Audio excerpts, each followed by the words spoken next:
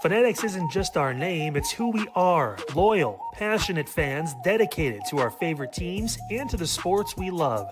That's why we're honored to be able to offer fans the world's largest collection of official sports apparel and sports jerseys from all leagues, teams, and players you love.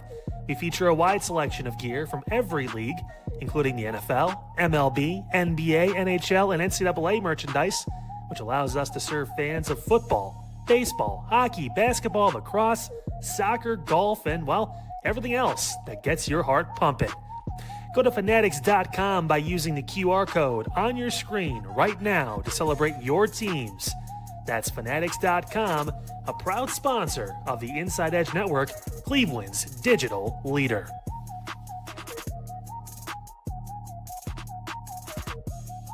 Discover our collection of handcrafted candles. That's right, every product is thoughtfully created in small batches free from harmful toxins for mindful everyday indulgence.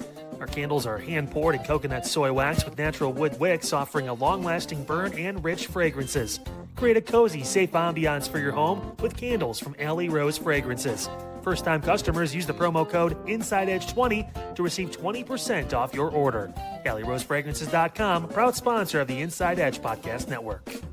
Find us on InsideEdgeNetwork.com for the latest information on your favorite shows, personalities, and network partners. Plus, guess what? We have a merch shop. That's right, we have network polos, t-shirts, champion jackets, hats, and bottles. Rep the network. Every purchase supports independent sports and entertainment media. Use the QR code on your screen right now to check out InsideEdgeNetwork.com. That's InsideEdgeNetwork.com.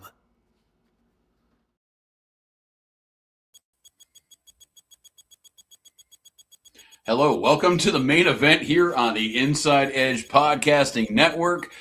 Yeah, James Harden couldn't hit a bucket. The Cavaliers couldn't hit a free throw, but it didn't matter. Cavaliers win 125-94 in Game 7. We're going to New York, baby. Game 1 will be Tuesday. How we doing, gentlemen?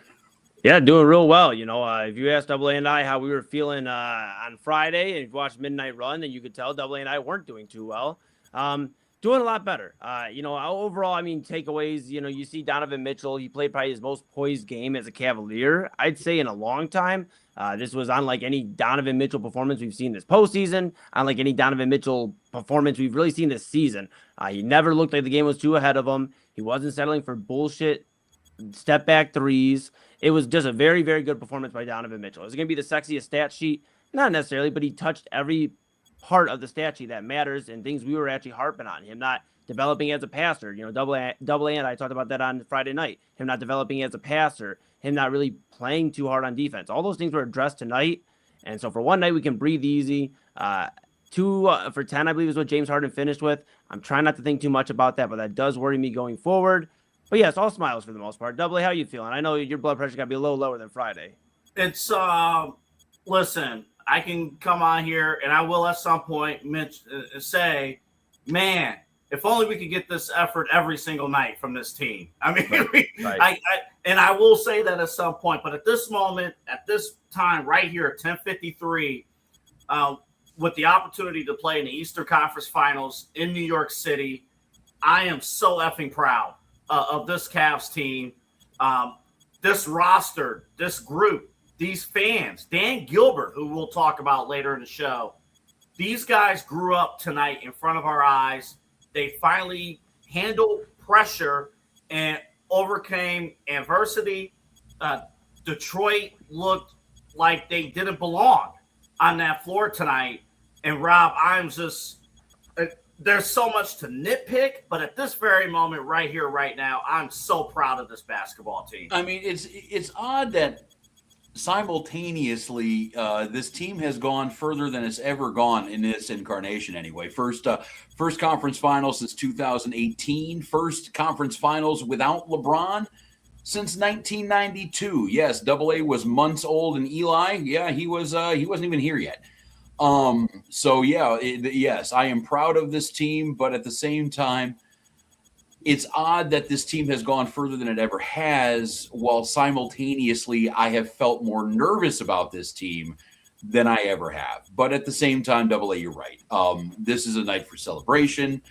This is a night for jubilation. We are going to New York. Jared Allen showed up tonight, big time again, second straight Game 7. Just an absolute beast of a night, 23 points. 7 rebounds. Double A's right. Not the sexiest stat sheet ever, but 4 Cavs with 20 or more points. Detroit, they looked lost. They looked absolutely just above their skis when it came down to it. And this is a team that lost 60 games 2 years ago, and they're now in Game 7, ready to punch their ticket to the Eastern Conference Finals. So, we're going to make fun of Detroit, and we absolutely will. I saw actually one on Twitter. One sports talk host was complaining about how rude the bus full of Cleveland fans that showed up were.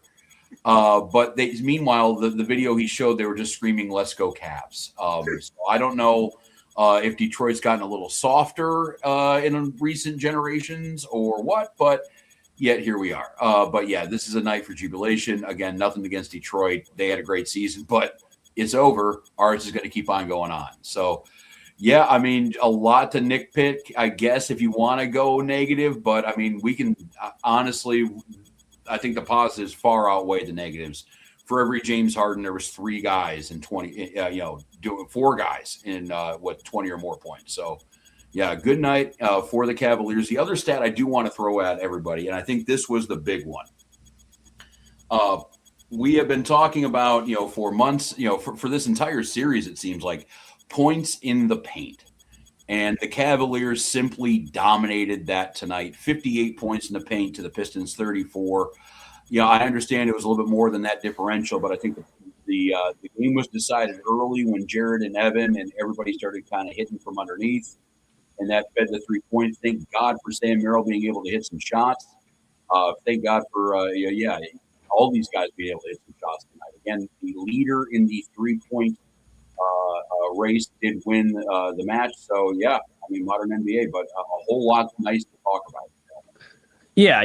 We'll definitely spend some time, or at least I will. And if we don't on this show, we'll spend time on primetime addressing what needs to change for the Cavaliers to beat the New York Knicks, because there were some things that still they need to address. Let's be clear, though. The Cavaliers took the soul out of the Pistons in the first half. They were up significantly large. They could never get the crowd into it, plus the 25 buses that Dan Gilbert brought to Detroit. Mix that all in. Detroit really was behind the 8 ball. And like I said, Donovan Mitchell, I got to give a lot of kudos to, because I was very hard on his performance, on his leadership going into, Friday night, midnight run, and a little bit even on primetime. I was really critical of Donovan Mitchell. I think a lot of people in Cleveland were, just because this is what we expect out of him. And in a Game 7, we need him to step up, to put that performance together like he did tonight and really impact the game. And there was a few guys that impacted the game. Evan Mobley, really impactful. Defensively, we're never going to really question that. But offensively, really picking and choosing where he was going to get his baskets, and then also distributing the ball when he felt that pressure on him. These guys were never feeling like in the earlier games in the series where they were panicked with the ball if they got it down low, because there was so much pressure. They adapted to that toughness. They showed some physicality themselves. Jared Allen shoving Jalen Duren out of bounds and causing a jump ball. I don't know how you did that, but I love it. You look at some of those things, and that's like the positives. But let's also be realistic. As much as we love Sam Merrill, this was a shoot out of your mind type of performance for Sam Merrill. And I love that it happened. We needed it tonight. But that's why I brought up in the beginning, just to address that we cannot have this James Harden in important games going into next round, because that is something that we made a move for to ensure that we won't have to have Sam Merrill shooting out of his mind to win Game 7. I'm happy it happened, and I hate to be the realist here for a moment, but let's just also understand that the New York Knicks are chomping at the bits if this is the James Harden they're going to get next series. He's supposed to be the guy running with Donovan, and tonight he wasn't. So luckily the other guy stepped up. We're moving forward and heading somewhere for the first time since 2018. I'm happy about that. Definitely happy. But the crazy thing, the first 6 games of this series, that flipped. It was Harden carrying Donovan Mitchell. Yeah. The first 6 games, which I think is interesting. I think the most important stat, the most impressive stat, the most important stat from Donovan Mitchell was the 8 assists. Yes. Because early on, I'll be honest, I get nervous when he puts up his floaters. I know that's one of his signature shots, but those shots have not consistently fallen in these playoffs. So I've gotten nervous with Donovan Mitchell bad games in the playoffs. If his shots doesn't fall, he's not really doing much else to help the team offensively. It's more of a liability. Today, he helped move the ball around the floor. He helped distribute the ball to his teammates. And honestly, in Mitchell, 26 points, we're going to have a lot on Mitchell. I guess if you want to talk about, for me, the two guys who we needed, who we could say right now, oh my goodness, these guys elevated. It was our front court. It was Jared Allen. I'm calling right now. Game 7, Jared Allen is that dog. End of story. Like playoff Roke. Yeah. Fro on the move, on the air Fro, whatever that Iron Eagle said. Game 7, Jared Allen is a dog. I've seen what I needed to see. And the funny thing, guys, with Jared Allen, the redemption story, it all comes full circle on Tuesday in New York City. But Evan Mobley, ever since that debacle of what was it, the first 2 games, and I'm just like, this dude and his contract, this is a terrible contract. What is he doing? Evan Mobley elevated himself, 21 points, 12 rebounds, 6 assists. And again, commanding the floor, commanding the paint. So I guess those are my bigger takeaways.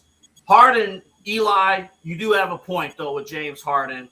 But I will combat and say that the first 6 games, it was James Harden running the show and not Donovan Mitchell.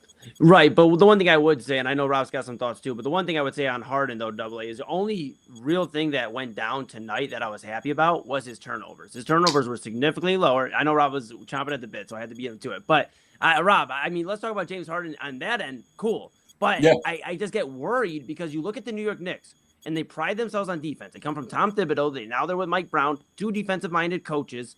They're going to put guys on Donovan that are long. Mikal Bridges. You're going to see some OG Anunoby on Donovan Mitchell.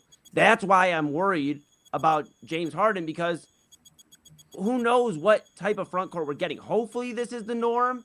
But, I mean, this was nobody saw this coming. 4 Cavaliers and 20 points or more. I mean, and one of them wasn't Harden.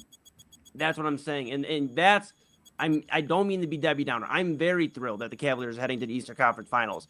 But I also understand that there's a tough road ahead with the New York Knicks that are defensively sound. We thought we just saw a lot with Detroit.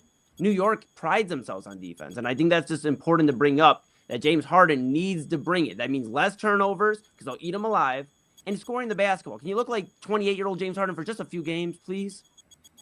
Well, the stat that I was going to throw in too, you talk about Harden's turnovers, 1. And it was a shot clock violation in the first quarter when it was still kind of close, and I was very upset about that. But also the number of combined turnovers between Mitchell and Harden, 1. Right. That was the number I'm looking at. This was the scenario that I had in my head with James Harden was, okay, if he disappears in Game 7, let's just hope he doesn't give the ball away.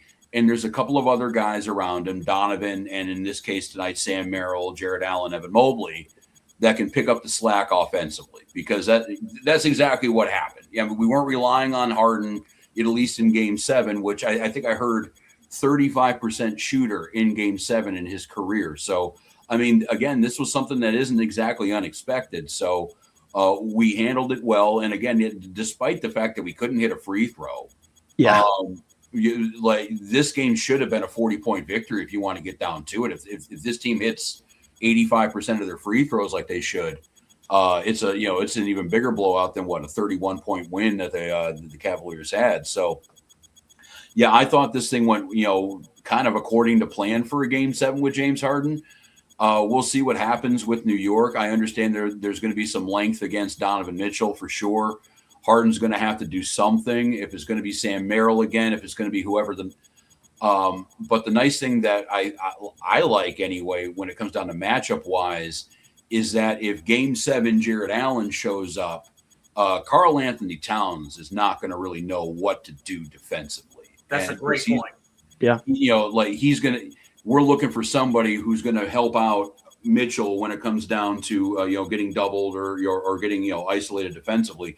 It might end up being Jared Allen, if the Cavaliers are going to win this series against New York, which is, I cannot believe I'm saying that, it's going to have to be another Jared Allen coming out party. This is going to, like, this run, I hate to say it, and Harden's probably going to have a game or two. I understand it.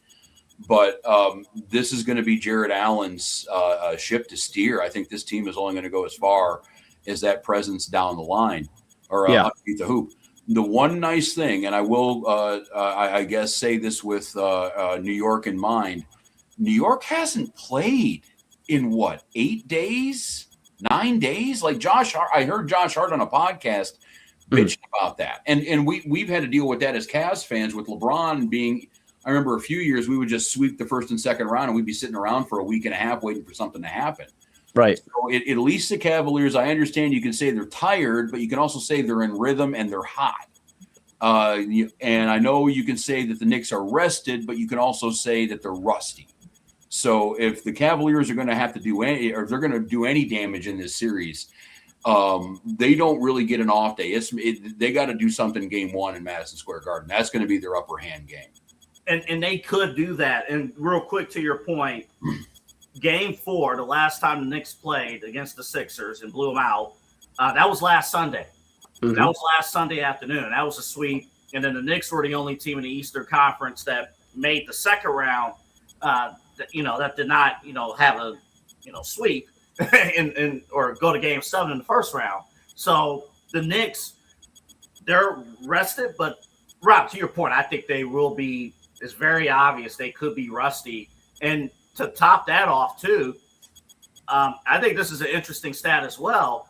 The last time the Cavaliers had 2 consecutive off days was between games 4 and game 5 of the Toronto series back on April 27th and April 28th. And this conference final schedule, just like this series, every other day. There is no rest. But as far as momentum, Jared Allen, I know we got a break here in just a second. I think this entire playoffs, for the most part, since I would say game 6 of the Toronto series, I think Jared Allen's been outstanding. Well, remember, game 6 of just 2 days ago, he had a very meek, 9 points and 6. Like I told you, that's what I'm saying. When Jared Allen doesn't look right, the Cavs don't look right. No, and I know making the main headline about Jared Allen is not sexy. I get it. Donovan Mitchell, James Harden, and even Evan Mobley are bigger box office storylines. But this team does go as far as Jared Allen goes. You get 2 dominant game 7s from Jared Allen. We had 2 dominant game 7 wins. I don't think that's an accident. I think Jared Allen, his aggressiveness shows on both sides of the floor. Yeah, and I'll say this real quickly before we go to break. I think it's also bigger than Jared Allen and Evan Mobley, right? Because I think they both have had games where, like, damn, okay, you guys are really playing well. And yes, Jared Allen in these game 7s has been incredible, AA. I think it's really, the Cavaliers have really identified who they are as a team offensively. And they've showed it at points in time, especially after the James Harden trade, but it's that pick and roll. That pick and roll creates so much movement for the Cavaliers. They, at times during this playoff run, have got away from that. Kenny Atkins has even talked about how they try to get Donovan in rhythm, and they got to get the ball moving. And that's where they were finding their most success during the regular season. They went away from it. You saw these step backs from Donovan. You saw these just kind of lame duck possessions by the Cavaliers, where it was ISO ball, not a lot of ball movement. Somebody catches it down low, panic, turnover, and rinse and repeat. They have been moving the ball, especially tonight. But they've really brought that pick and roll back. And whether it's Evan Mobley slamming it down, whether it's Jared Allen slamming it down, or those guys being well enough of passers and understanding where they're at on the floor to kick it out to Sam Merrill, Money Merrill, kick it out to Max Strus, kick it out to these guys. I think the pick and roll is truly the Cavaliers' identity. And yes, Jared Allen's the biggest cog in that type of identity, AA, because James Harden is most efficient when he's passing the ball to Jared Allen off the pick and roll. But I think Evan Mobley, you get these other guys, Dean Wade even benefits off of that. That pick and roll creates so much ball movement for these Cavaliers. All righty. Well, we'll take a quick break here, actually, because we're going to keep the good times rolling. I know we had a little bit of a long first segment, but in our defense, this is the first time the Cavaliers have been in the conference finals in like 7 years. So, okay, cool. It is what it is. But some other stats for you, too. 9th conference finals appearance for the Cavaliers overall. 3rd without LeBron James in the team's history. And I think that's why I'm a little proud. I'm a little happier than I think I normally would have been for this team, just because this, all of our success has been predicated on having the greatest basketball player on the planet on the roster. And this one was done without that. This one was done building a team. This one was done with drafting. This one was done with aggressive trades and moves in the front office. And, we didn't have the cheat code to beat this Contra game. We actually did it with 3 guys. So, yeah, we're going to keep on going here. Also, to the 31-point victory for your Cleveland Cavaliers, the 3rd largest road victory in a Game 7 in NBA history. A lot of good things to talk about. We're going to move on to New York. We're going to nitpick a little bit more on this team and just celebrate more with you guys. Thank you for joining us here on the Inside Edge Podcasting Network. I am Rob Rozycki. We got Eli Moon. We got AA Anthony Alford. This is the main event on the Inside Edge Podcasting Network. Cavs win. Cavs win. No sleep till Brooklyn. Going to New York. Game 1 in 2 days. We will be right back.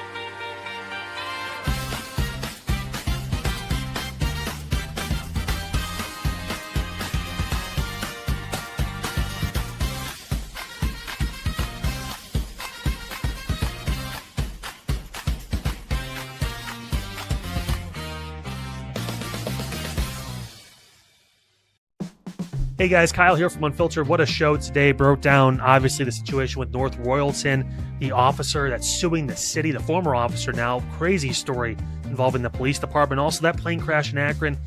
Unbelievable situation. Again, feel for the 2 pilots that lost their lives. The family able to get out of that house safely. Crazy to think about. Hey, on Monday, let's shift a little bit. Are we talking about the Cavs? Are they moving on to the Eastern Conference Finals? What's going on in the local news? You'll find out right here on Unfiltered, 5 o'clock Monday. I will see you then here on the Inside Edge Network. Clean energy, bold flavors, and no jitters. See why people won't shut up about Dubby. clean energy, no jitters or crash. Whether you're starting your workday or getting ready to exercise, W Energy helps you lock in and focus. With over 15 flavors to choose from, you can't miss. Order W Energy right now by using the QR code on your screen and use the promo code InsideEdge10 to receive 10% off your order. W Energy, your energy-focused sponsor of the InsideEdge Network, Cleveland's digital leader. Whether searching for a baseball autographed by your favorite World Series slugger, a signed football by an iconic Hall of Famer, or the jersey of a world-famous soccer star, you've come to the right place. Here at sportsmemorabilia.com, the web's leading source of authentic sports memorabilia, you'll find more than 500,000 authentic products from nearly every professional sports league, team, and players. Not only will you find your next prized sports possession with ease thanks to superb customer service and tremendous site experience, you'll have the satisfaction and peace of mind that every product listed comes complete with a certificate of authenticity and is fully backed by the sportsmemorabilia.com lifetime authenticity guarantee. Go to sportsmemorabilia.com by using the QR code on your screen right now. Sportsmemorabilia.com, a proud sponsor of the Inside Edge Podcast Network, Cleveland's digital leader.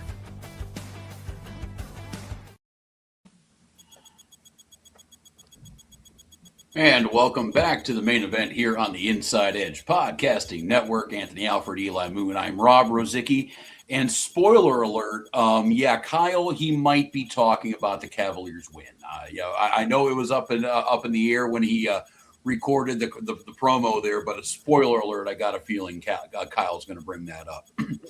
But that's also what we're bringing up too. Cavaliers win 125-94, 31-point victory in Game 7 on the road after not winning their first 5 road games of the season. They have now won their last 2.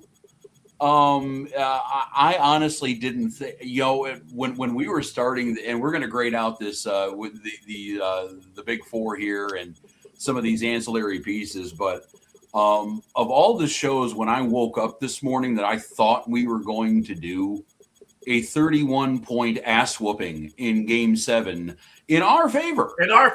Yes. Was not going to be it. And I think that just kind of shows, we were as down could be after Game 6 and, the highs and lows of an NBA playoff series. I think that just kind of shows us that just stay the course and keep the eye on the ball here, and maybe good things will happen. But I did not think we were going to be here talking about this one. Donovan Mitchell, the most complete game the Cavaliers have played all playoff run. Can we agree on that? Yes. Yeah, absolutely. Absolutely. Yeah, from start to finish, and the start, like we needed a hot start, a commanding start, and he finally delivered. Yeah, no, they definitely delivered, and it was just everybody getting going early. I mean, Donovan making sure he addressed the assist early. He had 3 assists, I think, in the first 3-4 minutes of the game. I mean, one to Jay, one to Evan too, real quick. Yeah, very active. Is averaging 3 assists, I believe. Stan Van Gundy had said during the broadcast during this series or during the postseason. So I mean, just very impressive for Donovan. Like I said, just very in control, like moving in slow mo. You see guys, and that's how their whole career they've operated. Donovan Mitchell just slowed down tonight in the best way possible, and it was the best thing he could have done. Here's the thing too. I mean, the Cavaliers are definitely hearing the noise. I mean, from obviously us here on the Inside Edge Network, from other media outlets, from fans, from everybody. I mean, Donovan Mitchell was being questioned as a leader, and these other guys were being questioned if they were going to have a spot on this team next year. I don't think that goes away just because they go to the Eastern Conference Finals. It gets easier to have a discussion about them tonight, and I'm excited. I will continue to preface that. But I think these guys understand that they are playing for the entire roster right now. If they don't get to where they're trying to get to, which I guess it depends on who you ask. Is this where they were trying to get to? Or are they trying to get to the finals? So, I think these guys truly do feel the pressure of this team will never look the same if they don't handle their business. And tonight they handled their business. So AA doesn't get the opportunity to go on a midnight run and yell for 45 minutes about who should be traded, and we're going to pull the trade machine up. We'll save that for another time. We'll get LeBron talk going, baby. But let's be real, guys. That definitely was in these guys' mind, in the chatter. I mean, going into this game this might be the last game as this roster is constructed currently. So I think that definitely played into it as well. And hopefully they play like that too. Hopefully they feel like their roster shakeup is on the line every game until they go to the finals. Because if they play like that tonight, There's no team in the Eastern Conference that can beat them, and they give OKC and San Antonio hell, whoever comes out of the West. Well, what it does in the mind of Dan Gilbert, because obviously he was there and, the 25 buses full of fans and stuff, obviously he did not want to get embarrassed. So what at least this does to this point, it cracks the door open for this group to at least say, and the leadership of this group to say, hey, you know what? The core four only played 7 regular season games together. If we can get some kind of formula going, there is potential with this team. Obvious potential, but you could still go all the way. So, to Eli's point, job's not done. Please don't get swept. In the conference finals against the Knicks. Don't get swept. Look, be competitive. I do think if you win game 1, all bets are off, honestly, with this series, especially, again, where Jared Allen goes, this team goes. I really firmly believe that. But, this is one of those situations, guys, and Rob, this is – Dan Gilbert can look at this team, at least at this moment right here, right now, and say, we could do something with this group. We can't do something, but, things have to go right. Jobs were definitely saved today. I don't know whose were, and it could have been anybody. It could have been the ball boy. We remember Sam Merrill taking a face plant 2 games ago. Yeah, so, that guy should be fired. I'm kidding. I don't know. All the way easy. I'm sorry. I take that off the record. He's got a bright future. I know. But he might have been up in the air if this series would have gone the wrong way. And, you could say the same thing about the coach, the GM, everybody on the roster. But what this team can say now, to Eli's point, is this where they want to be, or do they want to win the finals? I think the answer is kind of yes on both, because what now Kobe, even if they do get swept, and we might not want to hear it, but Kobe can say when the season ends that this team has gone further than any other incarnation of this team. We have augmented the coach. We have made a big move. We have helped out the roster, and this team did better than it has the last couple of years. We are moving in the right direction. So I think that's going to be what management. I'm not saying that'll be right or wrong. Again, 4 games at least have to be played. But I think that's what management will go to with. And again, the Kobe was very, very steadfast with keeping this 4 together when it was Darius Garland.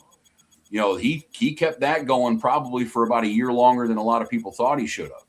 So, I think if he has the results with this roster, progressing further than the previous year, I think that'll be enough to save some. Now, who knows what Dan Gilbert thinks? That's what I was about to say.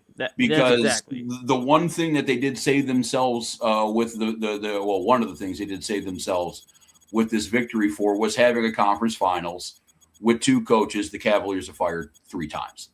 That doesn't have to happen now. And I think that would have been enough jet fuel to ignite some sort of change in Cavaliers decision-making. But that, thank God we don't have to talk about that. And, we'll see what happens with New York. I think New York is beatable. I think we've been talking about a wide-open East all year for a reason. I know if you only watch us and maybe Stephen A. Smith, you think that the Knicks are the greatest team since, ever. I think, if you ask them, you ask the national media right now, the Knicks could have swept the 2015 Warriors in 4 games, but it is what it is. And I think that might actually help out the idea is that now the Cavaliers, it feels like in a way that we're playing with house money. We're in uncharted territory. So, I disagree. I disagree wholeheartedly. I said it on Midnight Run, and I'll say it here on Main Events for all of our audience that didn't catch the show on Friday. If the Cavaliers lose this series against the New York Knicks, heads will still roll because the exact point you brought up, Dan Gilbert. And we have seen the investment Dan Gilbert has put in as an owner. We have talked about it on this show and across the network about how much he is willing to spend and continue to be patient as an owner. You see the extra effort he's putting in by loading these buses up of season ticket holders, the employees, all the way down to guys that are working part-time, guys in, men and women that are working part-time at different positions in the arena, all out of that game today. Dan Gilbert believes this is the squad. He let Kobe Altman, he told Kobe Altman, let's go make this move. Didn't let him. He told him, let's go make this move. Let's go win a championship. So if you come up empty-handed, I truly believe there still will be a big shakeup on this roster. And that's just where I'm at with it. This New York series is just as important as Detroit. It's an accomplishment, yes. But the Cavs haven't played New York since 2023. This is the first time, we were actually heard on the postgame with Amazon Prime, that this is the first time that they'll play outside of the first round in the playoffs. This is such an important series. This is a measuring stick. Okay, you've had, 24, 25, 2 postseasons, and now this is your third to get ready for this type of test. The team that, like Double A alluded to in the first segment, Jared Allen saying the lights are too bright, and them getting bodied by the likes of Mitchell Robinson, not even Cat.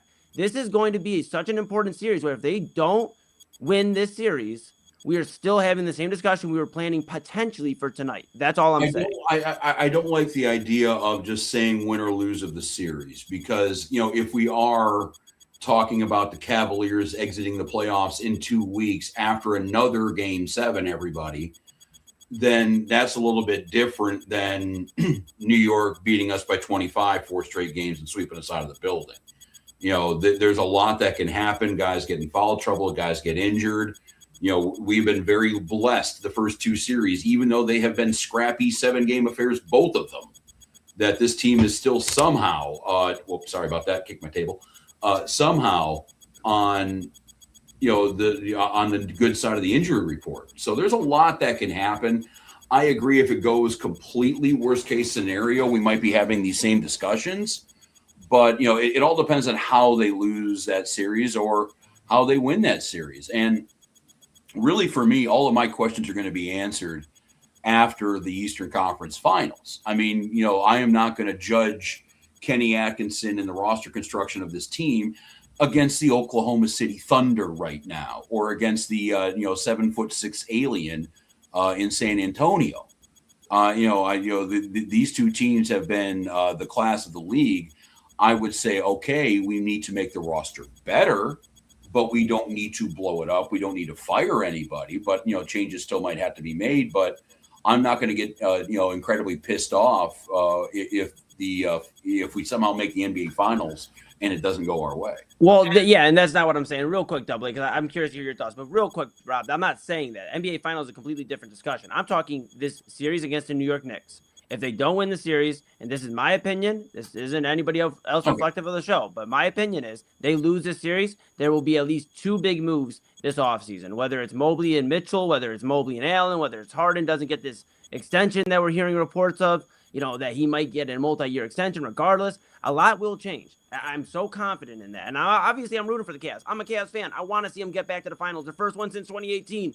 But this is such an important series, and I don't think it's, okay, now we can just, whatever happens, and we'll just run it back next year. That's Double A, to your point, and I keep alluding to Midnight Run because you had some strong points this week, pal. I'll tell you. And if people aren't checking it out, they need to check it out weeknights here on the Inside Edge Network. But I'll tell you this, Double A. Come on. Midnight. So, sometimes 12:02. It depends. But I'll tell you this, pal. You made a great point this past week, and I want to ask you, what do the Cavs do if they come up empty-handed in the Eastern Conference? Because the Eastern Conference, as you alluded to, we've talked about, is going to be much stronger next year. Tyrese Halliburton back from injury. The Pacers obviously added Ivica Zubac, so they're going to be a team that makes some noise. Washington Wizards adding a number 1 overall pick with Anthony Davis and Trae Young.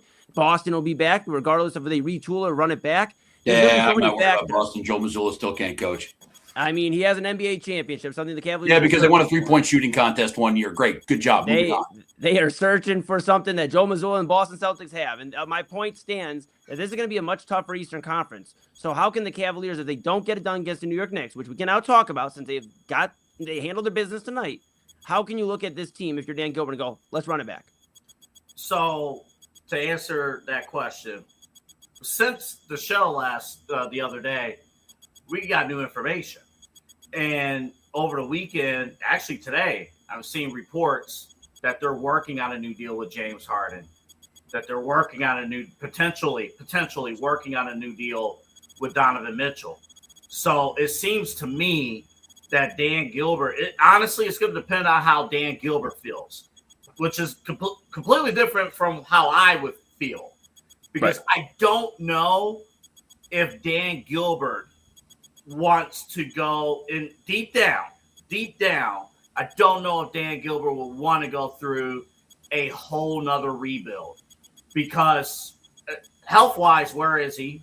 And he's not. He it's been 15 years with him. He's not the youngest owner in the league anymore. Yeah. I mean, Double A. That's a great point. Yeah. Do you want to go back and rehash this thing for another 7 or 8 year cycle that may or may not pay off? Because I think again, this is separate from what I would want as a fan. I think as a fan, if it's clear that you are not in the neighborhood of a championship contending team, then you got to have a tough conversation. But the conversation is different now because you are in the Eastern Conference Finals. You're in the Final Four, so the conversation is different. And they dominated the top seed tonight, so the conversation is a bit different. I will say that. But I think in terms of health, because I look at Utah, they're still on the rebuilding plan post Donovan Mitchell. That's going on 4 years. So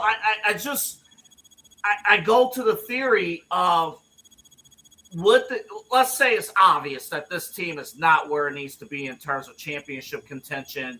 And let's say they lose out on Giannis, they lose out on LeBron, they don't get any big name free agents, and you run it back basically.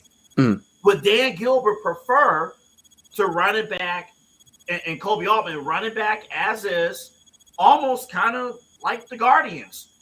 Put out a competitive team, a team that's going to be at the top of the standings and contend in the playoffs every single year and give it a shot?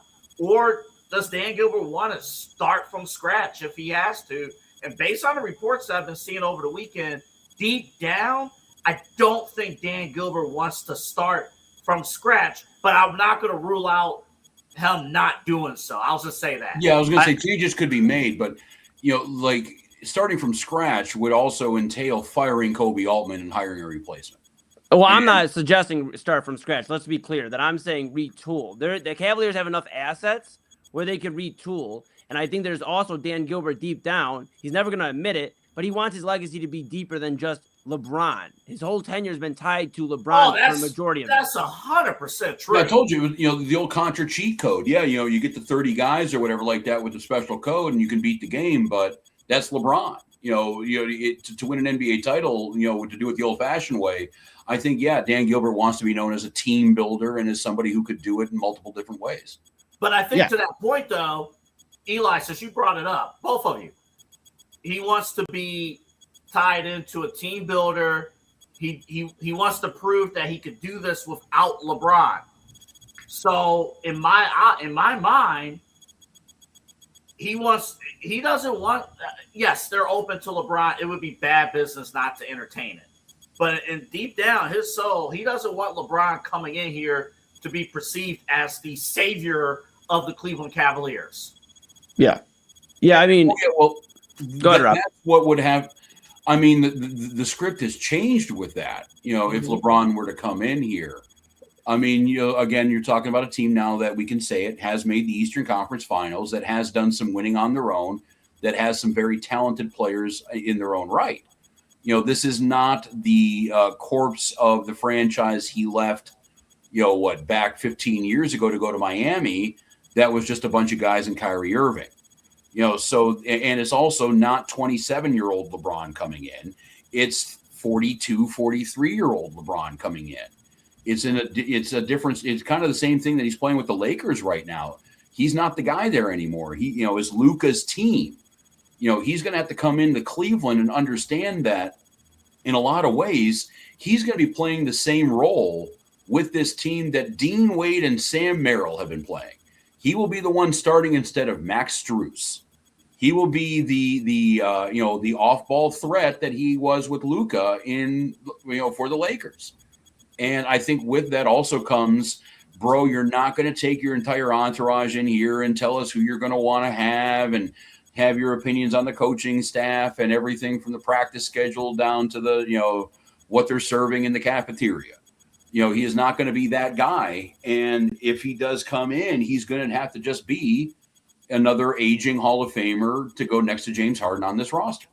Well, I think that's just honestly a little silly because if you saw LeBron in his postseason, I'll be clear. I don't think Dan Gilbert wants LeBron James back. But if we've seen anything from LeBron's postseason, basically did anything he could to drag the Los Angeles Lakers to the second round. So I think an aging Hall of Famer, it's a little different. This isn't Vince Carter sitting on the end of the bench or Tracy McGrady at the end of their career. This is completely different. And I'm not saying you're necessarily saying that, Rob, but two things. I don't think LeBron James is going to be in the Cavaliers' future. But I also think what can be true is if the Cavaliers aren't content and Dan Gilbert isn't content, if the Cavs lose, which obviously we're hoping they win. We're hoping we can celebrate here to the end of June and have a parade and cover it and do all that fun stuff.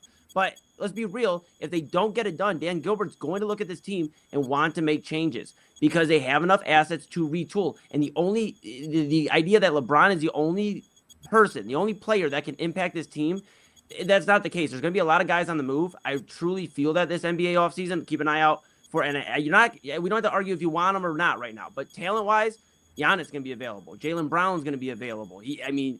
That's a strong feeling I have is Jaylen Brown will be available. Some of these other guys will be available, and the Cavs can get better. So I hear the talk about the extensions. I've seen it, obviously.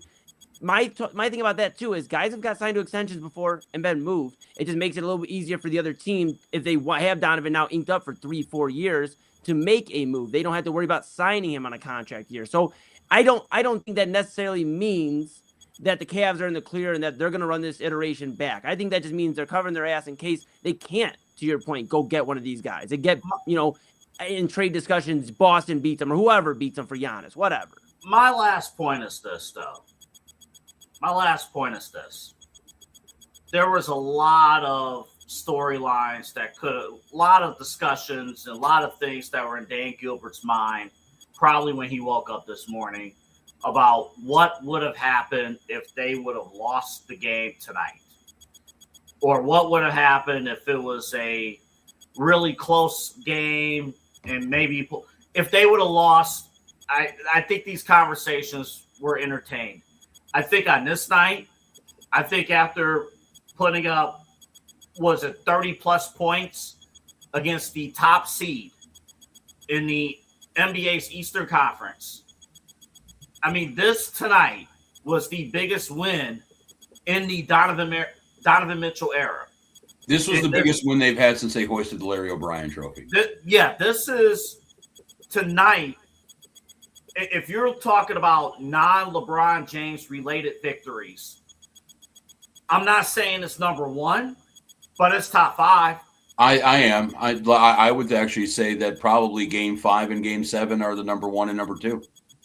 Yeah, and I'm just saying that in respect to the late '80s teams. I'm just saying that in respect. Okay. Yeah, that's what I'm saying. I forgot about. Okay, I thought you were just talking since. But you know what? Yeah. All time non-LeBron, these guys, the front office is at an all-time high right now. Because if we are perceiving that this team is led by, I would say, B-plus players, which I've been consistent in saying, the fact that they KO'd with haymakers, the number one seed in their building tonight, where Dan Gilbert does business, and he took fans here, brought them to their city, and kicked their ass. I think they're perfectly fine with giving it their go with the team that they have right now. Do you think we'll be able to take the buses to New York too? I know it's a longer commute. It's a pain in the ass drive. You got to go through Pennsylvania and get stuck in the woods. Oh, believe it, I know about driving through PA. And also, too, do you really think that Dan Gilbert's got money, but do you really think he's got 300 MSG playoff ticket money? I don't know. I've seen the face value on some of that shit. Yeah. Real quick, we had this question 10 years ago with the World Series. Yeah. All the Cubs fans that somehow got tickets for Game 7 of Cubs Indians. How in the world did Detroit allow Dan Gilbert, the Pistons, allow Dan Gilbert to buy all of those tickets? I think it might have been kind of like the same way how Walt Disney got the land for Disney World. Walt set up about 35 different shell companies, and each kind of bought a few acres in Orlando in that area. and no one realized that it was one guy who was buying all of these parcels of land up until it was far too late and the happiest place on earth was born. I wouldn't be shocked if everybody in the Cavs ticket office on their StubHub account or whatever bought 4 of these things on the company card. I'm sure there are ways, but and that's also maybe something we can hit on later in the show. I know after Boston beat Philadelphia in 4, what Josh Hart was saying that Philly used to be a sports town and kind of it was Jaylen Brown or whoever was talking about it, saying that Philly used to be a sports town and was kind of dogging the fans for selling tickets. I kind of had an interesting take on that. I was looking at it saying, dude, these ducats now are worth $1,000 a pop in some cases. We're dealing with a pretty hard economy. I am a Guardians fan and I am a Cavaliers fan, but if I had tickets to a World Series game and somebody offered me $3,000 for the set of 2, I know I'm a huge fan, but I also know that I have TV at home. So, yeah, I mean, like, it was just a little bit of a, I think just kind of like let 'em eat cake moment, but it is what it is. I digress long enough. Let's take a break. We'll have more Cavs and Pistons reaction here. Cavaliers win 125-94. 4 Cavaliers in double figures.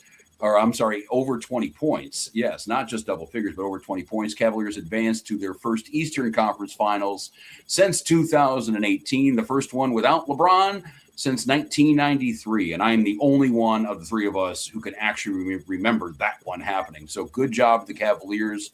They did it without the chosen one for once, but we'll keep on talking about it. This is the main event here on the Inside Edge Podcasting Network. We got Eli Moon. We got Anthony Alford. I'm Rob Rozycki, and we'll be right back. Small business owners are superheroes, but nowadays running your business means doing so inside your shop and on social media. That's why you should make Omega Video Marketing your sidekick. With a decade of content creation experience, I create dynamic, informative, and fun videos for your specific social needs that will increase brand awareness, get you more followers, and keep your social pages and websites current and fresh. I offer flexible pricing and turn times and will work with you to understand your brand and your story. All of that comes from the heart. My award-winning expertise is just the cherry on top. So let's get connected. After all, your brand is the alpha and my expertise is the omega.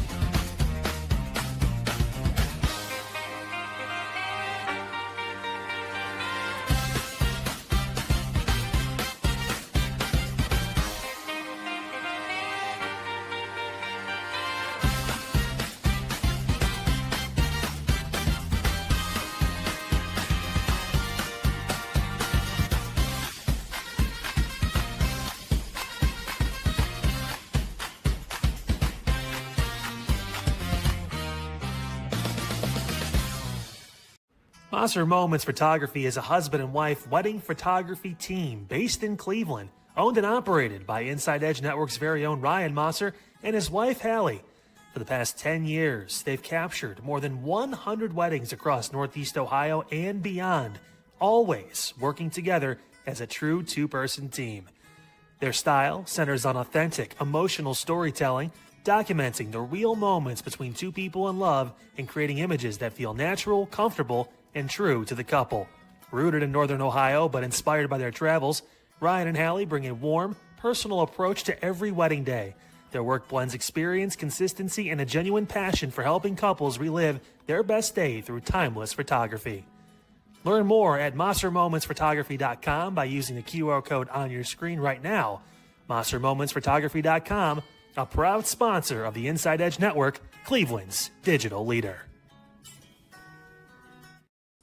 Honestly, I don't think anything's changed. I think I've been the same guy. I think as a leader, I've definitely grown, but it's just about circumstance. And everybody on that couch, you guys know, sometimes it's just not your time. You could do everything you want to do, and sometimes whether, I've been close and then I had an ankle injury. So I've been close and we failed, right? There's so many things. Sometimes you just got to continue to fight. And I said it after we lost against Indiana, what are we going to do, quit?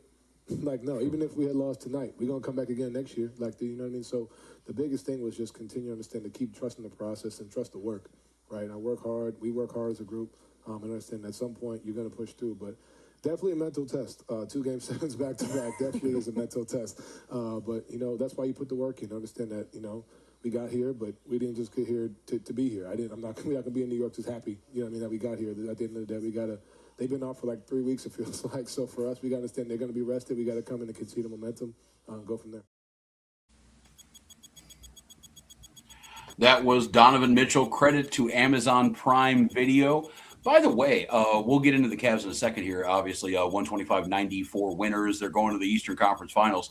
I just want to give a shout-out to Stan Van Gundy. I know we've been talking about his analysis the last couple of segments here. I think for my money, he's pound for pound the best courtside analyst here in the NBA. Yeah, he's pretty good. I want to know if I'd say the best. There's pretty good ones but he's definitely entertaining. He had me laughing during the game. I shouldn't be laughing during a Game 7, but here I was laughing during a Game 7. I think Stan Van's cool. I don't know about best. He definitely had some moments where I was like, Stan Van, shut up. Shut up. But there was also moments where I was like, all right, that was pretty funny. So Papa Moon, not a big fan. He was better than whatever the hell what was happening on Friday. And yeah, okay, fair. And I hate to say that about Candace Parker and D Wade because those are two of some of my favorite players watching play, while they were playing in the league. But at least tonight we had actual analysis, actual X's and O's on the national broadcast, and things like that. And we get the ESPN team for the Eastern Conference Finals. So. I'm still trying to get a game time on that one. I don't know if they've announced a game. They have not. It should be 8:00, but I'm thinking it's going to be 7 or 8. Yeah. It's weird. Yeah, we're now in the territory where we're not competing with any other NBA games happening right now. It's just going to be us ping ponging between the East and the West now for the next couple of weeks. So yeah, and it's going to be weird too with the Cavs, and Knicks. 8:00. It's official. 8:00 Tuesday. Okay. ESPN.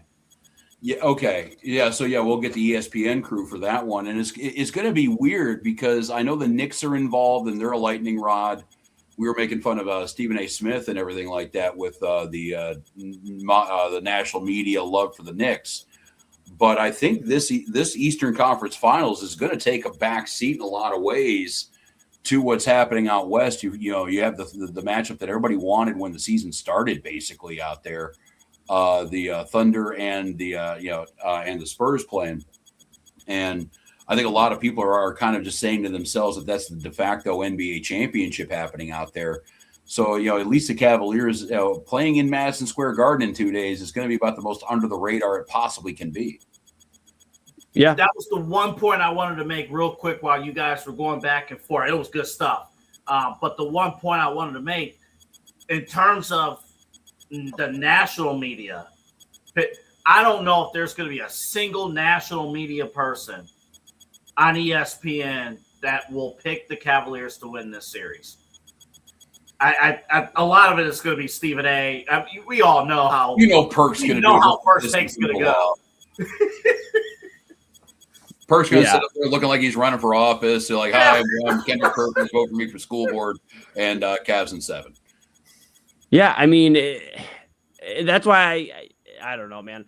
That's why I'm looking ahead, and I'm like, look, the job's not done, so this roster hopefully doesn't get comfortable. Because it's still a big deal. Yes, this is probably out of the 2 conference finals the least talked about, which is crazy to consider with the Mecca, Madison Square Garden, all that. But best believe after game 1, it will be the first talk on First Take, especially being a standalone game. There's no more games to hide around. This isn't you lose at 7 o'clock and it's old news by 10:30 because San Antonio played. No, it's you got to go out and win, or you're going to be the talk of the entire morning the next day. And I think that's going to be pretty big for the Cavaliers in terms of staying locked in, blocking out the outside noise, or listening to the outside noise, I guess. I mean, maybe they did for game 7, and maybe that's what helped. So whatever helps you, do it. But this is going to be pretty important when they step into MSG. It's just because of how big this Western Conference Finals is, nobody's really paying too much mind to teams when, in reality, a lot of people thought Boston would be here. Boston or one of these teams, maybe even Detroit. They thought one of these teams would be here, and it's New York and Cleveland. And I think a lot of people are just like, it's not as sexy as OKC San Antonio. I don't know. I think, I mean, I get it in terms of there's strong perception that whoever wins the West are going to be flat out odds on favorite to win the title. I get all that.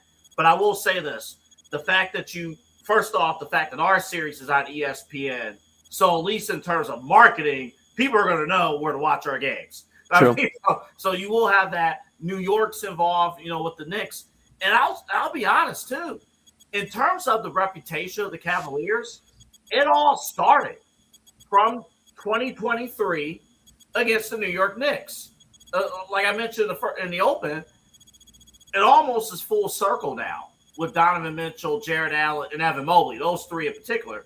Like, this is full circle now on a local standpoint. And Donovan Mitchell, being from New York, he understands, he doesn't know about pressure. Hopefully that changed tonight. I think it did. But he understands what it takes to play in New York City. Growing up as a Knicks fan, he knows what it is. Like, this is going to be huge. Yeah, and that's why I think, Rob, real quick, that's why I think this is a full circle moment for the Cavaliers. And that's why I said, in the first 2 segments, I was very strong on this is going to be a get it done or see you later to a few of these guys we've got used to being one of the favorites on these teams in the core 4 and all that. This is full circle. This is 3 postseasons later.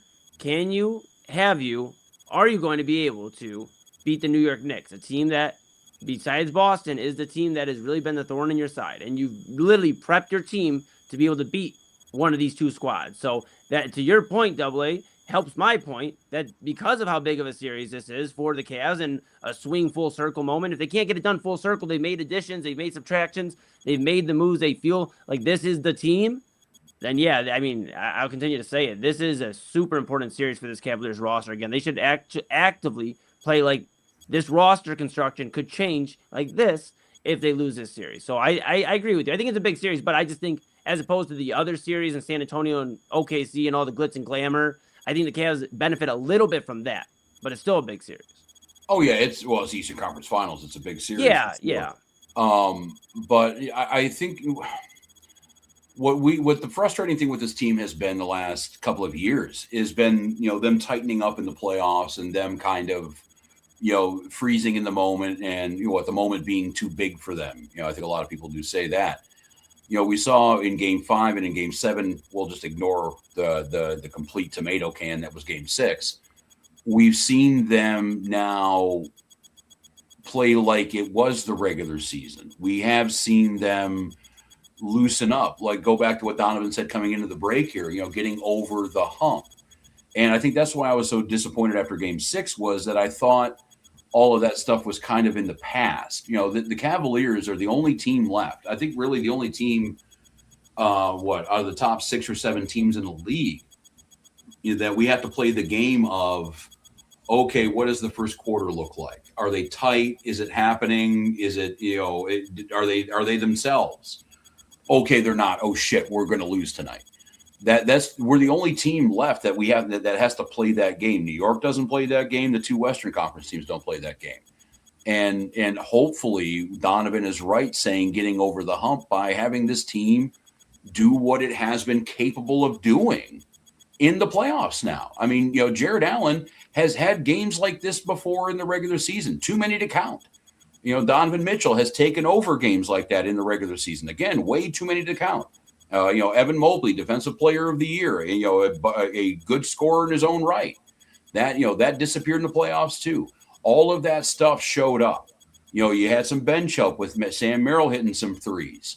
You had everything, all the good characteristics of this team, minus James Harden, show up in the playoffs when it mattered. And getting over the hump and finally putting the second round in the rearview mirror and worrying about the Eastern Conference Finals, hopefully with this team it'll be cathartic, and hopefully they'll be able to show up in New York and not play stanky leg offense and just watch James Harden dribble the ball out for 3/4 of the game, or Evan Mobley getting dominated underneath, or Jared Allen getting dominated underneath. Hopefully we won't have to see that rendition of the Cavaliers, at least for an entire game, for the rest of this playoffs. Now, what with New York, it's going to have its own test of challenges, but I think the Cavaliers have gotten over that hump, and it's going to be very interesting to see what happens at MSG in Game 1. But that also goes to show you why some people tonight are a bit frustrated with the Cavs, even though they won. Oh, yeah, I'm still a little frustrated with them, because sure. Honestly, their DNA is we don't know what to expect from them on a night in, night out basis. And I know a lot of people, and admittedly, I watch it this way too. And again, I'm doing my best to be positive because of the result of today's game.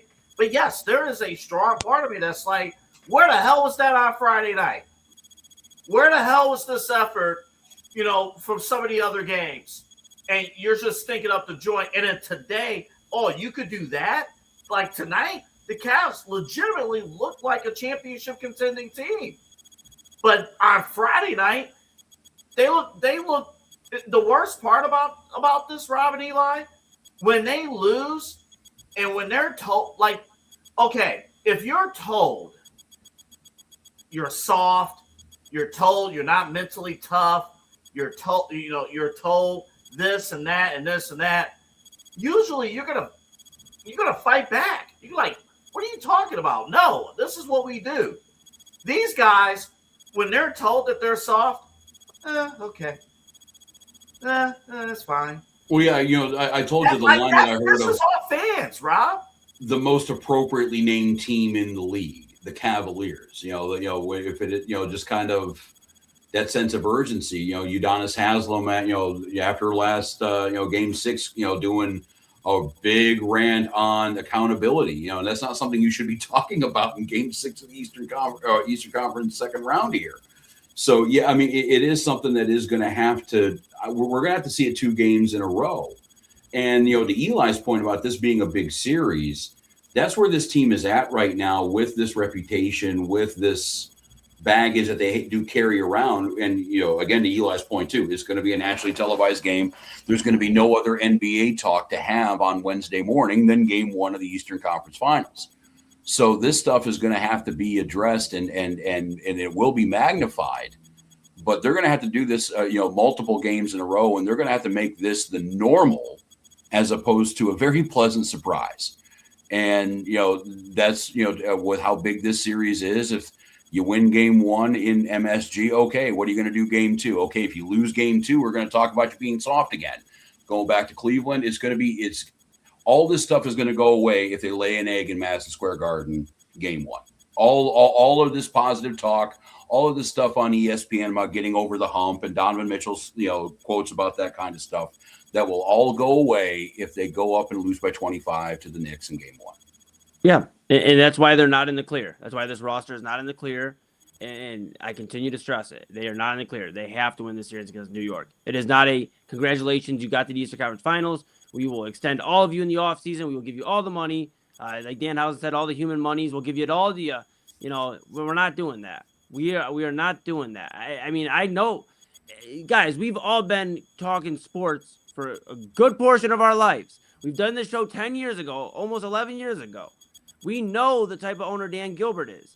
He doesn't play games about getting to a championship. And yes, I get he's getting older. I was going to say, he's also settled down with age, too. I mean, this isn't the guy who's typing Comic Sans letters out anymore. But he still has that fiery passion to win. He's not just sitting back and going, okay, if fans can make it, they can make it. He is leading the charge, taking busloads of fans to Detroit, doing all of that. I mean, this guy wants to win. The Cavs have enough assets where they could retool and make it work if they don't win this series. So I'm going to stand on it. That's my stance, that this roster will look different still if they don't get to the finals. If they get to the finals, then they will ease my mind. I will go, you know what? I'm okay. Just make some additions, try to strengthen the team, maybe get James Harden on the next flight out of Cleveland and figure out what we have to give up to get him out of here. But that's where I would be at if it's the finals. But not the Eastern Conference Finals, man. Sorry, you want to at least be on the podium, right? You want to be first or second. Come on. I do. I mean, if this was the Olympics, if we lost the Eastern Conference Finals, we would be playing the bronze medal match. But but they'd probably lose that too. They probably lose that too if they lost the Eastern Conference Finals. Let's be real. Probably give that up. We do need one thing to happen. We do need one thing. It just popped in my head, but this has to happen. Anybody out there who's a wrestling fan, you know where I'm going with this. Danhausen needs to curse the New York Knicks again. Dude, it's $250 on Cameo, man. If we all come together, we might have to. We might have to reach out to our audience and talk to Pete, see if that's in the budget there on that one here. I don't know if he's going to be in the mood for that because you know where he's from, right? Where is he from? I don't know. He is from Wayne County, Michigan. He is from Detroit. Oh, shoot. Yeah, but he actually, in a roundabout way, I remember around WrestleMania, he actually cursed the Cavaliers in a roundabout way because he cursed all of Detroit's Pistons, Lions, Red Wings, Tigers opponents. So technically, he already kind of has cursed the Cleveland Cavaliers. Yeah, but I think him and Stephen A. Yeah, I mean, him and Stephen A. hate each other. That's real beef right there. You want to that talk should have about been his mystery partner, dude. I would have watched that match. We're not going to disrespect Minniehausen. He did a fantastic job. Oh, no disrespect to Minniehausen or all 7 of them or whatever. That's right. That's right. You watch out. You watch out. Look, hey, those guys might need jobs. The Cleveland Browns might have some opening at wide receiver, so they might be able to try some of those guys out. I mean, let's see what we got. The old Mike Leach story. You ever hear the old Mike Leach story? The old Texas A&M Washington State head coach. He actually asked one of his assistants if he could put a little person on scholarship for 3rd and 4th and shorts. So no pun intended. Though when they would snap the ball, they would give the little person the ball, and then And the assistant coach apparently couldn't come up with a reason why that was a bad idea or why it was against the rules. They can go with 1,000 reasons why it was a bad idea, but there was apparently nothing in the rules against that. Yeah, they would make that a blitz package. Make that a blitz package. You get those mini houses off the edge. I think with the study of CTE over the last 10 to 15 years, they're not going to allow any of what we just talked about. Hey, you know what they say in football, right? On the line, low man wins. That's right. Yeah, but not little man wins, low man. So if a little man's he's lower. Eli, he's lower. No, it's just how he's built. He's not getting low. That should be a penalty against him. That should Jerome Bettis was built low to the ground. It wasn't a penalty against him. Jerome Bettis is built a little differently than Minniehausen. I mean, that's okay. I mean, Jerome Bettis, one thigh could do the job. I ain't gonna... One thigh is 3 Minniehausens. I mean, he was putting in power. He's putting in work. All I'm saying is this. All we need is Stephen A. to slip up one time. We just need Danhausen to roll up to first take and then do what he does. And if this happens, we're going to sweep the Knicks. We're going to the finals. And I'll say this too, Rob. I know you love our wrestling talks. It throws you back to 11 years ago. But, I can handle it. You're good. I'll tell you this. There's rumors, and AA is more in the know about, obviously, the wrestling world than me. I kind of just get my highlights through Twitter and all that fun jazz. But if you want good wrestling breakdown, of course, you go to AA Anthony Alford and Kyle Cornell, Side Hustle Wrestling Podcast here on the Inside Edge Network. I'll say this, though, guys. I'm thinking now. Now my big brain Eli here for a moment. Okay, he's creating another creation, Danhausen, right? and it's supposed to be a larger than life. What if Jared Allen crosses over like Dennis Rodman did WCW style, and we got Danhausen and Jared Allen, and therefore he couldn't curse us if he's teaming up with Jared Allen on Monday nights on the off nights. Why? All right, that's my rap. I swear to God, if I see Jared Allen at Monday Night Raw the night before he's got to play Game 1 of the Eastern Conference Finals, I'm throwing shit. But if it's Danhausen's partner, I'm throwing shit. But it would be to get the curse. All right, back to you, dude. I would have the biggest meltdown. It would be. We would do breaking news coverage. No, it wouldn't be Bernie Kosar at the Exodus Pro event. Okay, yeah. Like that was fun to see. That would right now. Oh hell no! And you know what? Jared Allen, go out and get a few more 20 rebound games, and then we can start comparing it to Dennis Rodman. But I'm sorry, I'm dogging JA, even though he has no control over Eli's cockamamie scenario. I just think it would be cool. All right, you know, sometimes I think of cool ideas that probably wouldn't make sense logistically, and that was one of them. All right, every now and then they happen. Dylan Brooks could do it. I think he would be fun. We just need somebody to link up with Danhausen to get the Knicks curse. That's ultimately what we've gained from this segment. I think if we learned anything from this segment, Reggie Miller. Yeah. Mm-hmm. Cheryl Miller, by the way, his brother or his sister. Wow. Straight. Yeah. Okay. Try to make that double A. Where's the technical difficulty screen when I need it? Yeah. Cheryl Miller, Hall of Famer, the sister of Reggie Miller. I forgot my point. Man, I screwed that up. Go to break. Okay. All right, Double A's going to take a penalty shot on that one. He's going to hit from the bunker. I'm going to the penalty box. I don't know what that was. All right, we'll take a quick break here because this is just completely devolved into idiocy and just general nonsense. But you know what? The Cavaliers are going to the Eastern Conference Finals, so I think we can have a little fun here for sure. 125-94 winners over the Detroit Pistons. Detroit going home. Actually, I just saw on SportsCenter, Cade Cunningham was doing his post-game remarks. Guess what he was wearing, gentlemen? What would you wear to a funeral? He had a black tie, black suit, black shirt. He looked impeccable. He looked like he was going to be a pallbearer for the Detroit Pistons season. And, yeah, they're going home. But, again, I don't want to, we'll make fun of them for sure. But in all seriousness, they had a hell of a season. You got to remember 2 years ago, they lost 27, 28 games in a row. Mm-hmm. Yeah. They made the playoffs last year. They were in the they were a game away from the Eastern Conference Finals this year. And with Cade Cunningham for sure, I think it's something to say as a player. When 5 years ago your team was dog shit, you were the best player on the team. And then now 5 years later, the team is no longer dog shit.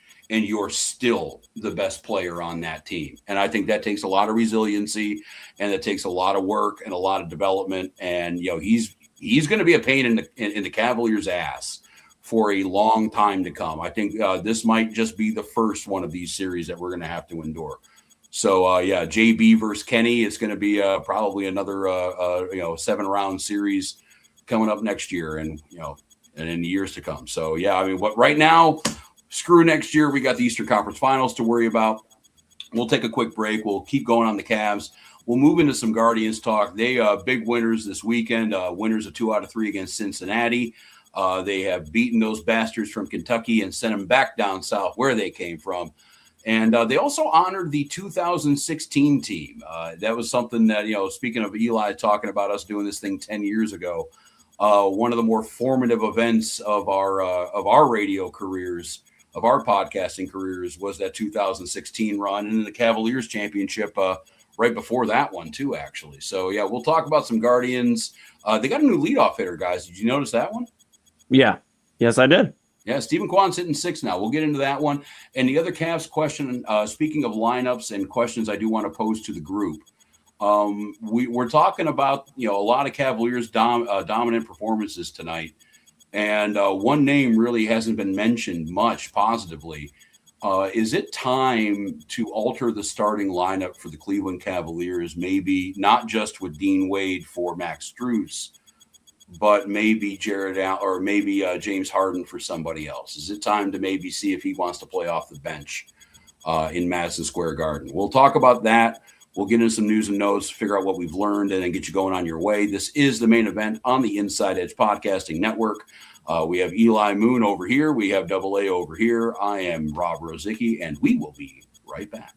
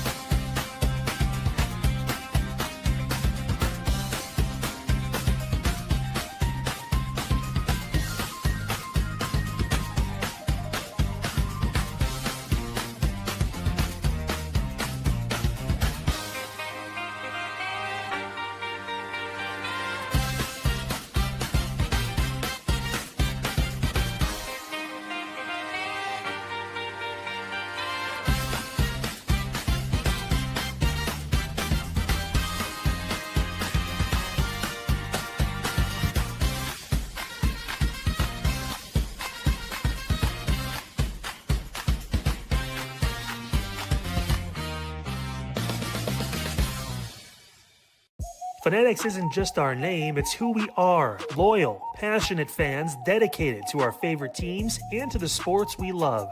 That's why we're honored to be able to offer fans the world's largest collection of official sports apparel and sports jerseys from all leagues, teams, and players you love. We feature a wide selection of gear from every league, including the NFL, MLB, NBA, NHL, and NCAA merchandise, which allows us to serve fans of football, baseball, hockey, basketball, lacrosse, soccer, golf, and, well, everything else that gets your heart pumping. Go to fanatics.com by using the QR code on your screen right now to celebrate your teams. That's fanatics.com, a proud sponsor of the Inside Edge Network, Cleveland's digital leader.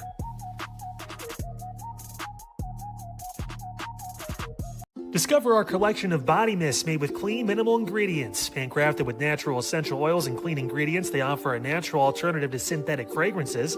Perfect for sensitive skin and those seeking clean, mindful self-care, and the perfect gift for you or your special someone. Courtesy of Alley Rose Fragrances. First-time customers, use that promo code InsideEdge20 to receive 20% off your order. AlleyRoseFragrances.com, a proud sponsor of the Inside Edge Network, Cleveland's digital leader.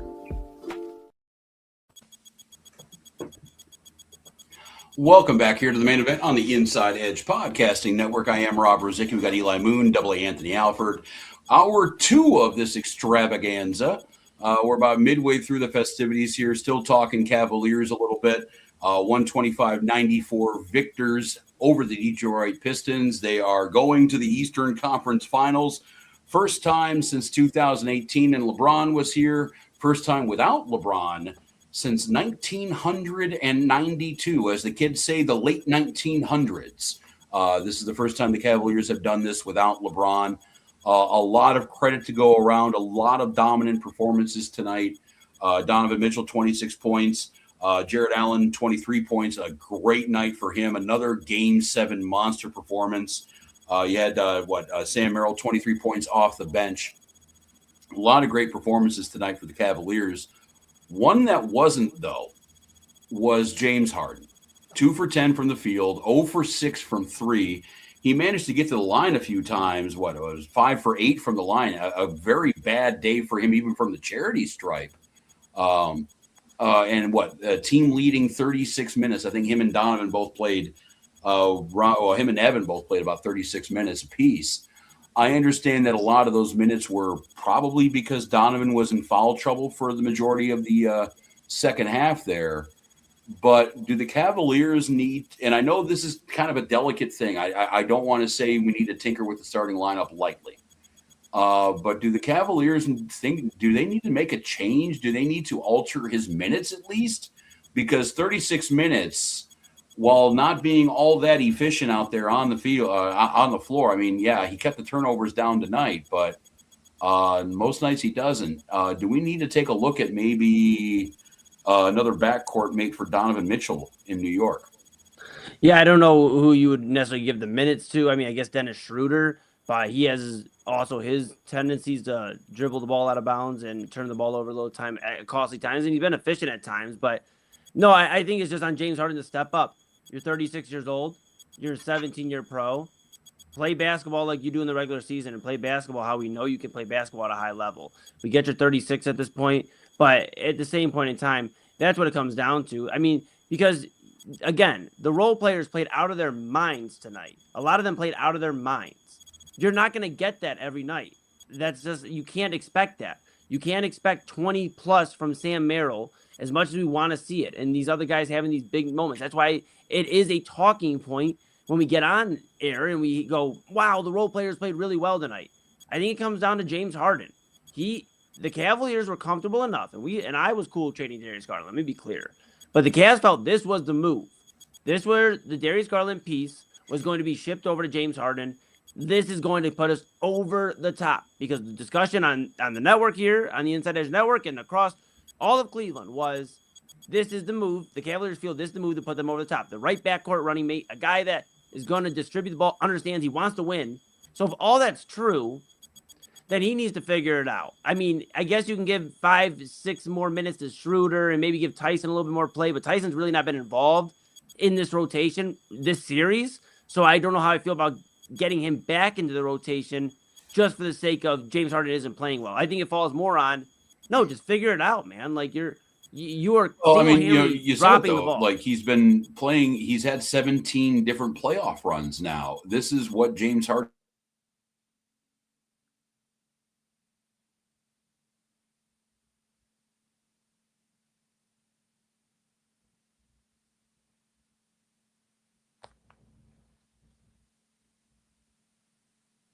I think we may have lost everybody.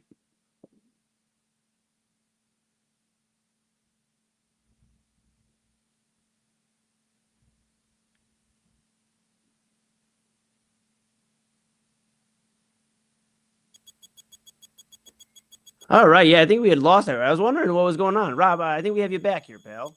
Yeah. Can you guys hear me? Yeah. I was like midpoint. I'm looking around at my internet to see if all the moving pictures have stopped, but I think thought you guys played a prank on me. Yeah. I was like, hold on. They all pulled a prank on me. But yeah, no, we don't have double A yet. So it's just me and you, mano y mano for now. Well,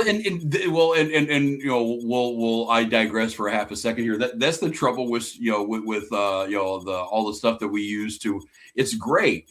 But the one problem that we have when we're broadcasting like this is when the internet goes out for somebody, we're all trying to figure out if it was our problem or not. Like we're all sitting here for 3 hours trying to troubleshoot for everybody else. I was worried, or if there's somebody else who's the asshole. I was worried to jump out of the screen because I was like, if I leave and everybody else is gone, the stream's gonna end, and then the show's over. So I was like, maybe I'll just stay here and hold it down. And I was like, maybe it's not me. And then I just sat here and said hello to everybody for a minute out there watching. And shout out to everybody out there listening too and watching because everybody stuck around for us. So hey, hold on, guys, hold on. What happened? So my stream dropped. Was it the website? What happened? I have no idea. I thought my internet spinning. went away, but none of my moving pictures did. So we're good. But yeah, Rob was spinning. You started spinning. I felt like it was a bad prank on me. I feel like Chad was gonna pop up and just be like, "Haha, I gotcha." And I mean, I don't know. It'd be Kyle. Kyle's the asshole out of the group. Yeah.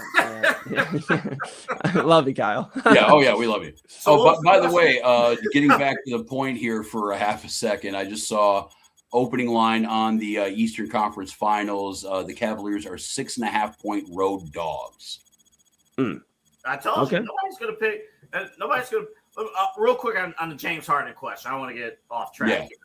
I think it would be worth entertaining if Donovan Mitchell was more consistent game to game.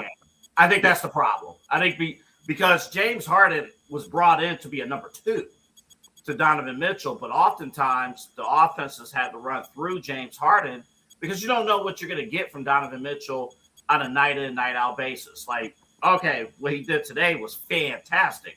But what happens in game 1 if Donovan Mitchell is struggling offensively and he's not, providing assists or anything like that? He's scoring under 20. Then you have to Harden. It almost happened tonight, though. I mean, thank God the Cavaliers were up by 25 points when all these problems were happening. But Donovan picked up his 5th foul with a couple minutes to go in the third quarter. And, the Cavaliers had to play basically without Mitchell. I honestly was surprised when I saw him get back in the game because by the time he got back in, they were still up by 25. But if that lead wasn't there, that would have been what ultimately was a 2 for 10 James Harden as the de facto number 1, even if Donovan Mitchell was, shooting the lights out of the building. So, I mean, I guess the Cavaliers, it's like buying a boat. You got to know what you're signing up for, good and bad, with James Harden. I do like the lineup change. I did like though was moving Max Strus to the starting lineup. That was the late game adjustment. Coming into Game 7, you needed an extra shooter to spread out the defense, and really it's good because where the Cavaliers have struggled has been getting out to big open leads throughout the entirety of these playoffs. So just having another shooter, so you're not clamping down on Harden or Mitchell or anybody else. I think that's huge. And where Harden is important and where he plays at his best, which team are we going to see, right? The James Harden that operates the best here is when he's dishing it out to our front court, to Jared Allen, to Evan Mobley. So control those turnovers, be mindful. He's a 17-year veteran. Guys, he's a 17-year veteran, and I don't think he knows that there's 24 seconds in the shot clock. Oh, no, clearly. Rule 7 of the NBA rule book. Yeah, I mean, been around since what? The Korean War. I think we should be able to handle this one, guys. Yeah, I mean, he just has to step it up. I mean, this is a huge series for him. All the talk of, guess what? Donovan's now out of the second round. The big talk of Donovan Mitchell, I mean, everybody harping on him in the last 2, 3, 4, 5, 6, 7, 8 years of his career. Now his 9th year. He finally gets there out of the second round. Now the big talk, if he doesn't get out of the Eastern Conference Finals, is, he can't get to the finals. He'll have to battle that, and hopefully he can completely erase that thought from even being a thing because maybe he can get to a finals his first time getting there. For James Harden, though, this is, bro, you've been the lead man in Houston. They brought you in Philly because they thought maybe you could be, one of those lead guys with Embiid. They brought you in LA to hopefully run with Kawhi, and Kawhi is a whole different discussion. But they brought you in all these different spots where you were supposed to be the guy. Brooklyn brought you in because you were the missing piece, and you just haven't done it. And we have embraced James Harden here in Cleveland. We have been like, you know what? And it's silly. Watching these games, Papa Moon and I were watching the game earlier. James Harden did the most ridiculous flop over getting his arm grabbed. And I just started laughing. I was like, this is amazing. This is absolutely amazing. And Pop's like, yeah, but you wouldn't like it if he was on another team. I was like, absolutely not. No. I rooted against this my entire, James Harden's entire career. But right now, 16.5 years of my life, that was annoying. But we are embracing it. And I think us embracing it, we've reached a point now where it's like, okay, but you're here to do a job. You are the get us over the hump, get us to the promised land. This is what James Harden's been brought in. It wasn't James Harden was available. He was, cut by a team and we picked him up for the vet minimum. No, to Double A's point, there's reports going around that the Cavs might ink him to a multi-year extension. I'll tell you this. He plays like shit in this conference finals. He can kiss any extension with the Cavaliers goodbye. So that's why, to my earlier point, Double A, to call back to earlier in the show, I think all this talk about extensions and everything goes up in the air if they look like shit against the New York Knicks. But Mitchell has to be more consistent. Because the one thing I will say, James Harden, I hate to say this, you kind of know what you're getting, with James Harden in most cases. Buying a boat. Yeah. In most cases, you know what you're getting. But I mean, we'll see. And my last point to what you guys were just talking about with the acting job, Stan Van Gundy, not a fan of the Cavaliers from the acting standpoint.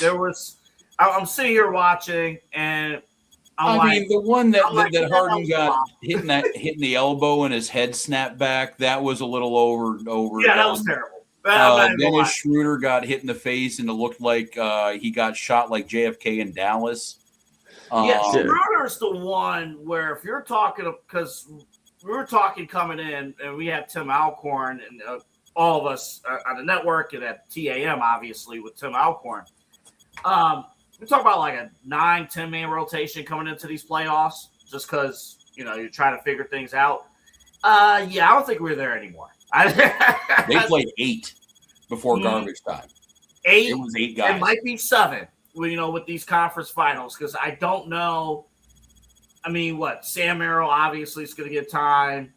I think Struce going into the starting lineup, Double A. Not to interrupt. My apologies. I'm curious to see if Jalen Tyson's going to get some run in this series. He didn't get a whole lot of run in Detroit. He didn't get really a whole lot of run against Toronto.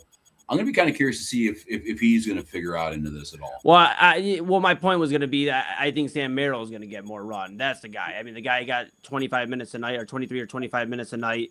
He's going to be in a position where, with Max Strus going to the starting lineup, he's going to be the shooter that they need in the second unit. Him and Strus kind of run the same type of offense where, Strus moves a little bit better with the ball in his hands and can create a little bit more plays. But Sam Merrill's almost rendered useless offensively when he's not in position to be the three-point lethal shooter that he is. So that was a great point, Double A. I thought the Max Strus moving him into the starting lineup, okay, we have a shooter in the starting lineup. Now Dean Wade can play a little more free in that second unit, come in fresh, defend Cade Cunningham at very important moments of the game tonight, and it frees up a Sam Merrill. Money Merrill shooting the way he is. I mean, that's the guy. I mean, but look at some of these teams that have won championships. I mean, you look at Boston, that's the one that stands out the most to me. Mm-hmm. They had guys that could shoot the lights out, and that's what you're going to have to do. That is how you create these big runs. That's how you go up by 20 points, 25 points like they did tonight. Yeah, Peyton Pritchard, Sam Hauser, those guys created absolute nightmares for a lot of Eastern Conference teams, and the Cavs hopefully can do that with Strus in the starting lineup and then Merrill now in the second unit. I would love to see Tyson, though, Rob. I mean, I'm not going to shut it down, but he has not got any run basically since game 3 or 4 of the Toronto series. I mean, he really hasn't got his minutes have gone down. Well, actually, if you look even further back than that, he really suffered. He was the one who lost a lot of minutes when Strus came back in the first place, right, in the regular season. Exactly. So it's been basically, I think I said to Dennis Maniloff the other day, it's kind of like, buying a new tool for the garage and not knowing how to use it. I think, he's good, but I don't know if Kenny right now knows how to use that talent to help the team out in a impactful way. And his spot duty, he's had issues even in this past series, coming in and immediately getting a tech and not producing on the floor, those kind of things. So I think to your guys' point, it's the playoffs. It happens when the lineup starts shrinking. You trying to find your spot. Tyson has been that odd man out. We'll see in the New York series if there is a matchup potential with Tyson that's worth exploring. But if it doesn't happen, then It is what it is. Well, and we'll see if what they're going to do. And I like the idea of having Strus back there too. I know he's going to be playing more of a wing, more of a small forward kind of spot. But the one thing that they've always said about Jalen Brunson and the one knock on him about being the guy to win a title, he's a little point guard. If he were to win an NBA title in New York, I think the last one I can think of that was the guy on the team that was small like that was Isaiah Thomas back for the Bad Boy Pistons. AI never really won a title. A lot of these great, smaller guards never won a title. But I say that just to point out the fact that, this might be one of the few times that we'll have the size advantage in that spot. And if it is a Dennis Schroeder, I don't know if you do want to put Strus or Dean Wade or even Jalen Tyson on that. I think, that might be where he kind of falls into it if we're talking about some minutes for Tyson. But, we're going to have to find that one person who's going to make, or a group of people to make Jalen Brunson's life a living hell in New York. Yeah, and my final point on that, I know we got to move on to a few other things, but my final point on that is if his offense isn't hitting, which it's been rough for Jalen Tyson, and I'm a big Jalen Tyson fan. He's one of my favorite players on the team. But if his offense isn't hitting, then unfortunately he just cannot get extended minutes in this series because the New York Knicks are very strong at the wing, a position the Cavaliers have struggled mightily at for the most part, addressing a true wing. And they've been good putting in, Dean Wade and making it work, and then Max Strus tonight.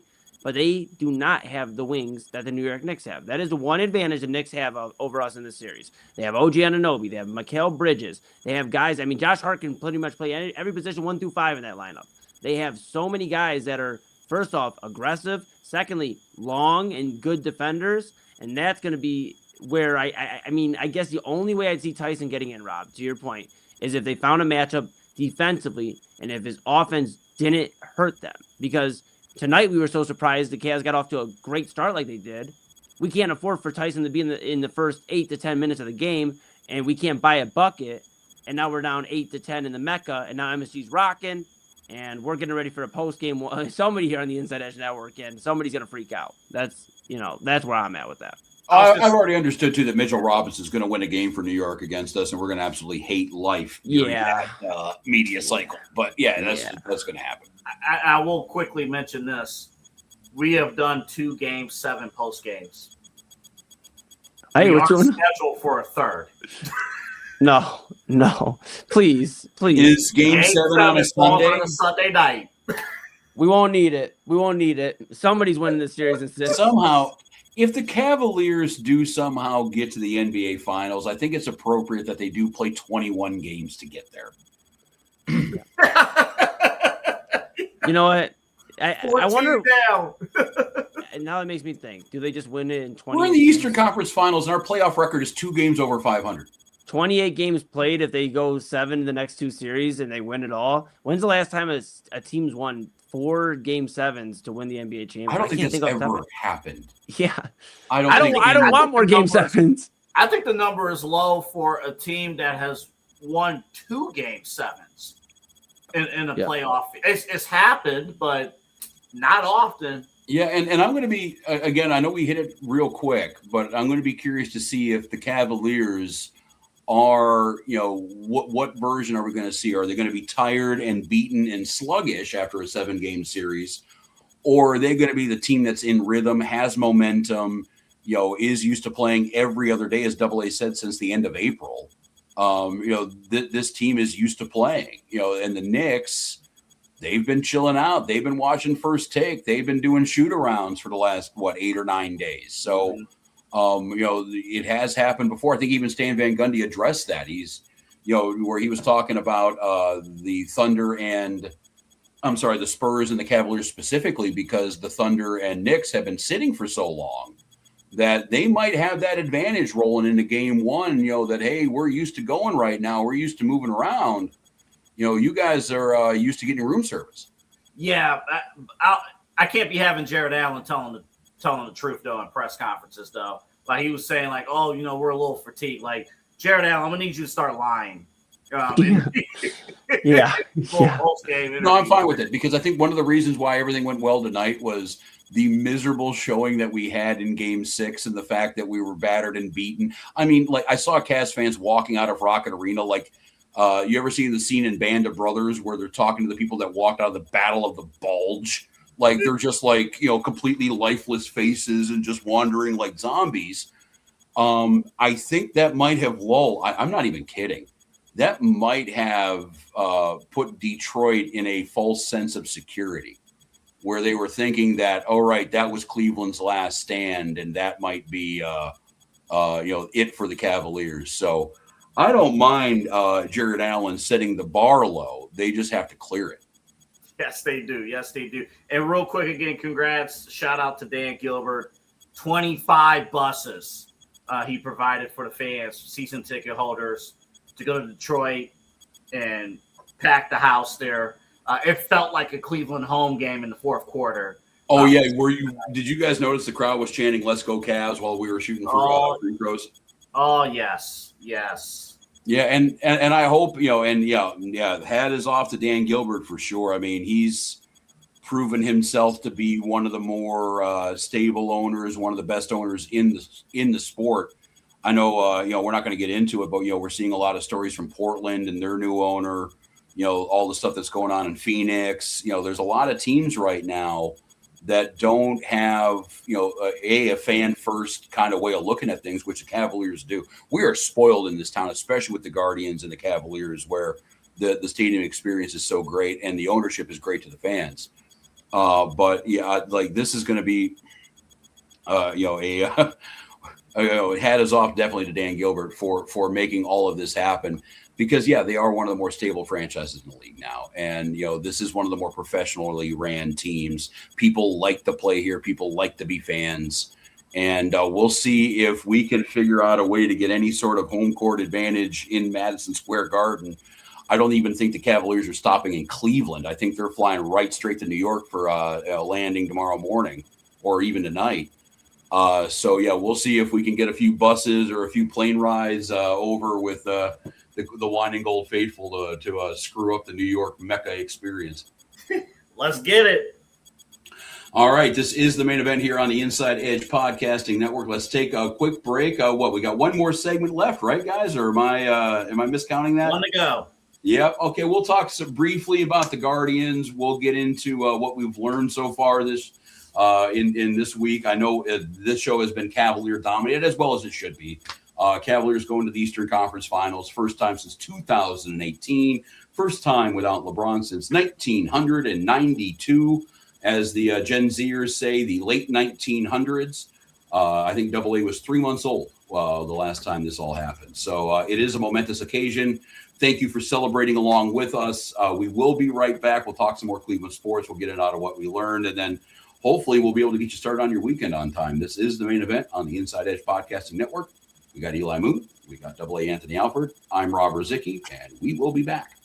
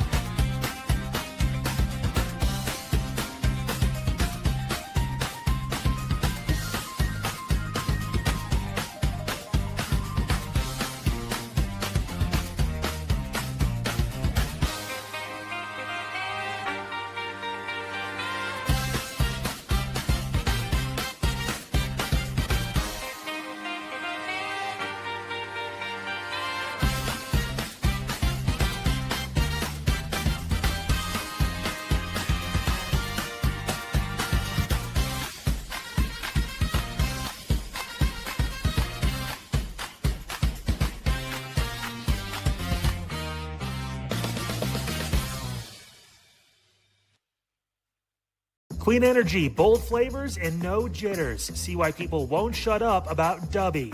Clean energy, no jitters or crash. Whether you're starting your workday or getting ready to exercise, Dubby Energy helps you lock in and focus. There were 15 flavors to choose from. You can't miss.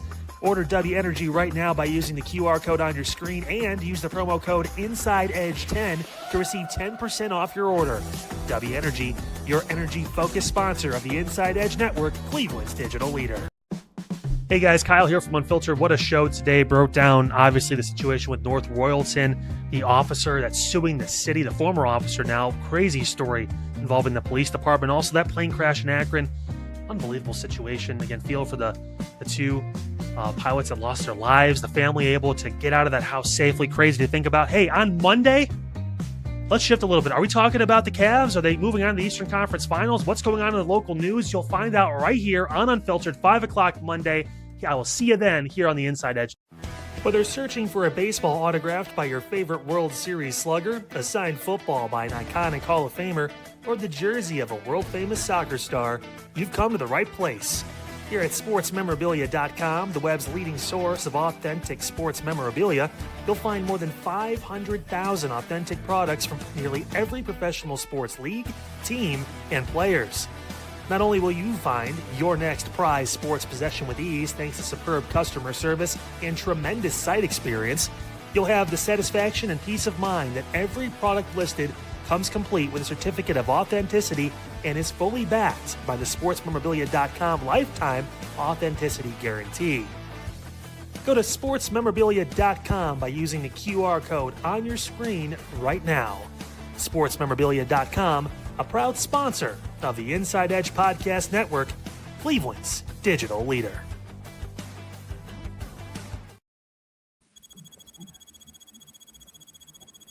Welcome back to the main event here on the Inside Edge Podcasting Network. I am Rob Rozycki. We got AA Anthony Alford, Eli Moon. One more segment. I mean, how this is just awesome here. This, the sun was shining all day, 80 degrees. The Cavaliers win. I got Terry Funk and Junkyard Dog on my television set right now. I'm sitting here talking to my two buddies about a Cavaliers Eastern Conference Finals appearance. We are doing good, gentlemen. But yes, one more segment left. Do you want to talk more Cavs, or do we want to move to maybe some baseball or football? I know the Browns schedule came out. The Guardians won a couple of games. Let's go with the Browns schedule here. Do we have any sort of impressions here from the Browns schedule release on Thursday? I know we had a whole schedule release show and picking apart this whole thing that hasn't happened for 3 months yet. But yeah, any first impressions, guys? Go ahead, Double A. I think for me, the game, obviously, that's going to be, we're talking about full circle moments, even with the Cavaliers, with the Cavs and Knicks. For the Browns, it's going to be that week 2 game against the Tampa Bay Buccaneers in Baker Mayfield. Like now, it could be Deshaun Watson going to Tampa Bay or Shedeur Sanders. Well, it took 4 years for that rematch to happen, everybody. 4 years. 4 years. 4 years. Here we go. Like, I think that week 2 game, I said it before, but I'll make it crystal clear. If Baker Mayfield and Tampa wins that game, like if Baker wins that game, Baker has a game-winning drive, does Baker Mayfield things early in the regular season, healthy Baker Mayfield. That's going to be a real problem for a lot of people here in Cleveland. So, in particular, I'm looking at that Week 2 Browns-Buccaneers game as, like, that's going to be a bloodbath among fans and local media. Yeah, no, I would say Week 4 against the Steelers is the only primetime game they have. We don't know who will be the quarterback, to Double A's point, after week 2 or 3, depending on if Deshaun Watson starts and he looks like garbage, or if it is Shedeur Sanders, we just don't know. But one thing we know is they'll be in prime time. They'll be, I believe, at home against Pittsburgh Steelers at Thursday Night Football. So it's a big game because the Browns have an opportunity, depending what they do in that game and depending what they do leading up to it. I envision more so 1 and 2, where they can at least sneak out one of those games, whether it's against Carolina, whether it's against Tampa Bay, one of those first 3. I think they can maybe, in Jacksonville, obviously, as the opener, maybe they get one of those, but they could beat Pittsburgh and go to 2 and 2, and more than 2 and 2. That creates at least some sort of discussion about the Browns. The national media obviously loves talking about first-year head coaches thriving. So Todd Monken has his team even at 2-2 after a primetime football win against.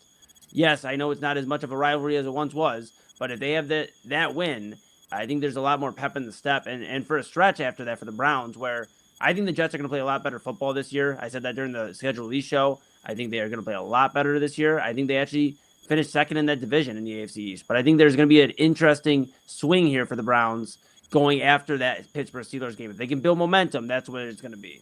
Hold on. What'd I say? I'm calling a quick timeout. You have the Jets finishing second. Over who? The Dolphins, and the Patriots. Yeah. And the Pats? Yeah. I think the Pats are a 4-6 win team this year. That's a hot take. That's a hot take. Well, I'll be honest. I wasn't the only one on the schedule release show. We had TK Dandridge, we had Omar Clausel, we had all the guys talking about it. Even Chad Bryan talking about the Patriots. I mean, there's a lot of noise, and yes, they've dealt well with scandals in the past. Not a scandal like this, though. This isn't deflating the footballs or spying on the opposing team. This is a little different bit of spying going on. And right now, the spying's on the Patriots because, you got the Mike Vrabel stuff. Everybody forgets the Stephon Diggs being in, court and being released, the crazy timing of them moving the court date till after the Super Bowl, mind you, but whatever. And then they release. Great point. Then they release them. They all this talk with AJ Brown if he's going to come here. I want to also remind people, even if AJ Brown goes there, AJ Brown is going to want the football 15 times. If he doesn't get it 15 times, he's going to be pissed, and he will let you know about it. Books on the sideline and shit. Yeah. So I just think you add that in. The Patriots are going to be garbage, I think, for lack of better words. 4-6 wins. They finish bottom dweller. They go from first and literally in the Super Bowl to the worst team in that division. The Dolphins will be all right. They re-signed Achane. I think they'll be all right, but I think they're the Dolphins, and they're going to try to figure it out. And they got Malik Willis at quarterback. There's a lot of questions there. Now, the Jets, this is like a return home for Geno Smith, fellas. This is Geno Smith got somewhere else, did all right for a minute, went to Vegas. Okay, after Seattle wasn't so great, but he's coming back home. And the one question the Jets have always had is, can our quarterback actually move the football down the field? They've had Justin Fields. They've had Zach Wilson. They've had a bunch of names. You give me all the, whatever about Geno Smith. He'll throw the ball to the other team. Sure, he'll a few. Led the league in interceptions last year. But he's going to get the ball down the field. And that's something. He's going to at least give these Jets receivers a chance to catch the football, make some plays in space. Garrett Wilson. They have guys that they have actually invested in on offense. They just re-signed Breece Hall. Breece Hall was as good as gone in New York. As good as gone. And then he signed a 3-year deal to sign with them. So he obviously sees the vision that they're going with here. And that's just where I'm at. The Jets will win. Your coaching staff. Jets will win 9 or 10 games. 9 or 10 games this year. And they will finish right below the Buffalo Bills. The Jets make the playoffs. And they're a sleeper wild card team. Who else on that preview show was high on the Jets? TK. TK actually doubled down on my point. Yep. It was the last question. You could have just stopped with high. You didn't even say on the Jets. I think. No. Okay. I'm telling you, they have the offensive weapons. They have the offensive weapons. Garrett Wilson, Breece Hall. Mason Taylor, they're trying to see what's going on there. They've addressed the offense even more so this year. And Geno Smith is at least a competent quarterback. I know he's going to get his shit. I get it. The Vegas stuff, I understand. But deep down somewhere, Seattle Geno's still there. And Seattle Geno, we forget that he was airing the ball out to Tyler Lockett and Jackson Smith and Jigba and DK Metcalf. He was airing the ball out. It was only a couple years ago, Rob. It was literally 2 years ago. He didn't have a bad last year in Seattle. It wasn't as great as the year before when he first got there, but it wasn't that bad. Vegas just makes you think of how bad he can be. And he can be bad. He can be. But I think Jets are that team too, dude. That's what I'm just saying here. But they've been addressing everything. They've moved on from Quinnen Williams, Sauce Gardner. They've addressed the defense in every way they can. They fired their entire coaching staff. But that doesn't always mean – Rob, who gives a shit? They won, 2 games last year? Who gives a shit? They needed to move on. They're going to be better, but I don't see them being a playoff team. It's only because I did the math on it. The division games are going to be where they win a good amount of their games. I think there's a good chance they could take both from Miami and both from New England. There's 4 right there. So now they got to find 5 outside. If New England – I'm more on the New England dropping off like that. You could talk me into the Jets. You could talk me. You're going to have to do some more talking, but you could talk me into the Jets. New England dropping off significantly, I'm not sure about. Well, and the other thing is too is they all got there's all sorts of new head coaches around that division too. I think Mike Vrabel, along with all the shit he's in right now, is actually the dean of the coaches in the AFC East. Mm-hmm. So, like even with Buffalo, who knows? I mean, they moved on from Sean McDermott. We'll see. What is it? Joe Brady now is the head coach over there. So, I mean, nothing's really guaranteed in that division, honestly, except for the Jets having a losing record. Because I disagree. I'll use Charles Barkley's words. I have been rich. I have been poor. I have been fat. I have been thin. I have had hair. I have had no hair. And that entire time, the Jets have always sucked. But the big question around the Jets, literally the last couple of years, the last 4 to 5 especially, because the Jets have had the defense there with Sauce Gardner and Quentin Williams. They had to move on from those guys because those guys wanted to go play winning football. And so they sent Sauce Gardner to Indianapolis, where they didn't win. And then they sent Quentin Williams off. He didn't win an entire game all season. I know. The Colts literally lost every game with him. Yeah, and the Jets were 0-4 when they traded him. Unreal. But you look at it, they've had the defense there. They had the offensive weapons. They still have a lot of that nucleus there. I think Aaron Glenn won't be as bad as he was this past year. You also got to remember the Jets were in such a weird spot at the quarterback position last year. And I understand. I know. Geno Smith. I get it. It's Geno Smith. He's not Joe Burrow. He's not Patrick Mahomes, so we're going to give him shit. He is competent enough. He's a veteran quarterback, and he's back in New York. Don't you think he has something to prove? I get it. He could fall on his face. Don't you think he has something to prove? He was drafted by the Jets over a decade ago. Don't you think this guy has something to prove? Do you think this is the Sam Darnold redemption? I don't think it's going to be the necessary Sam Darnold in terms of like they win the Super Bowl, but I think he's going to, yes, AA. I think they win 9 or 10 games. They're above 500. He's going to help usher in where, okay, next year's quarterback class, now we can go get our guy, but we know we have Geno playing all right. The Jets are going to be in a better spot this year than they've been in the last 4 or 5 years, at least because they have a guy that can air the ball out, and they know at least our talented offensive weapons will get the ball. Now, are we going to put too many costly turnovers and lose some of these games? Sure. But the Jets, let's also remember, are playing a last-place schedule. We talk about how the Browns, can capitalize off a last-place schedule in some of these games. The Jets are doing the same thing. The Jets are going to play last-place teams from last year. So I think that's also a factor. I don't know. Maybe I'll be wrong. I mean, we could clip this and, look at it back in January, but I promise you, I've never felt better about a take this year, outside of a team, outside of our division, than the New York Jets making the NFL playoffs this year. He turns 36 week 6 of this year. And here we are asking a 36-year-old on the Cavs to be our second best player. So I don't think it's so asinine for me to ask a 36-year-old quarterback to lead the Jets. I don't think it's crazy. Well, in the Jets case, they play a sport where they have 40 car crashes a game. Now with the quarterback, that's a bigger issue, Rob. I mean, if that's now with the quarterback, your quarterback shouldn't be getting hit 40 times a game, or we got a bigger issue. Hey, and Jets quarterbacks have a history of staying on their feet. Just ask Aaron Rodgers that one. But we're referencing an offensive line from 2-3 years ago. They've addressed the offensive line. They've addressed some of these positions. They've addressed their defense every year. They've been addressing stuff since Rich Kotite was the fucking coach. I'm telling you. It's all right. We can revisit this in January, the second week of January. We can open. Let's bookmark this one. I'll even in this deal. I will bet you a crisp $1 bill that the Jets are not in the playoffs. Okay, perfect. Okay. Clip that. Clip that. One portrait of George Washington.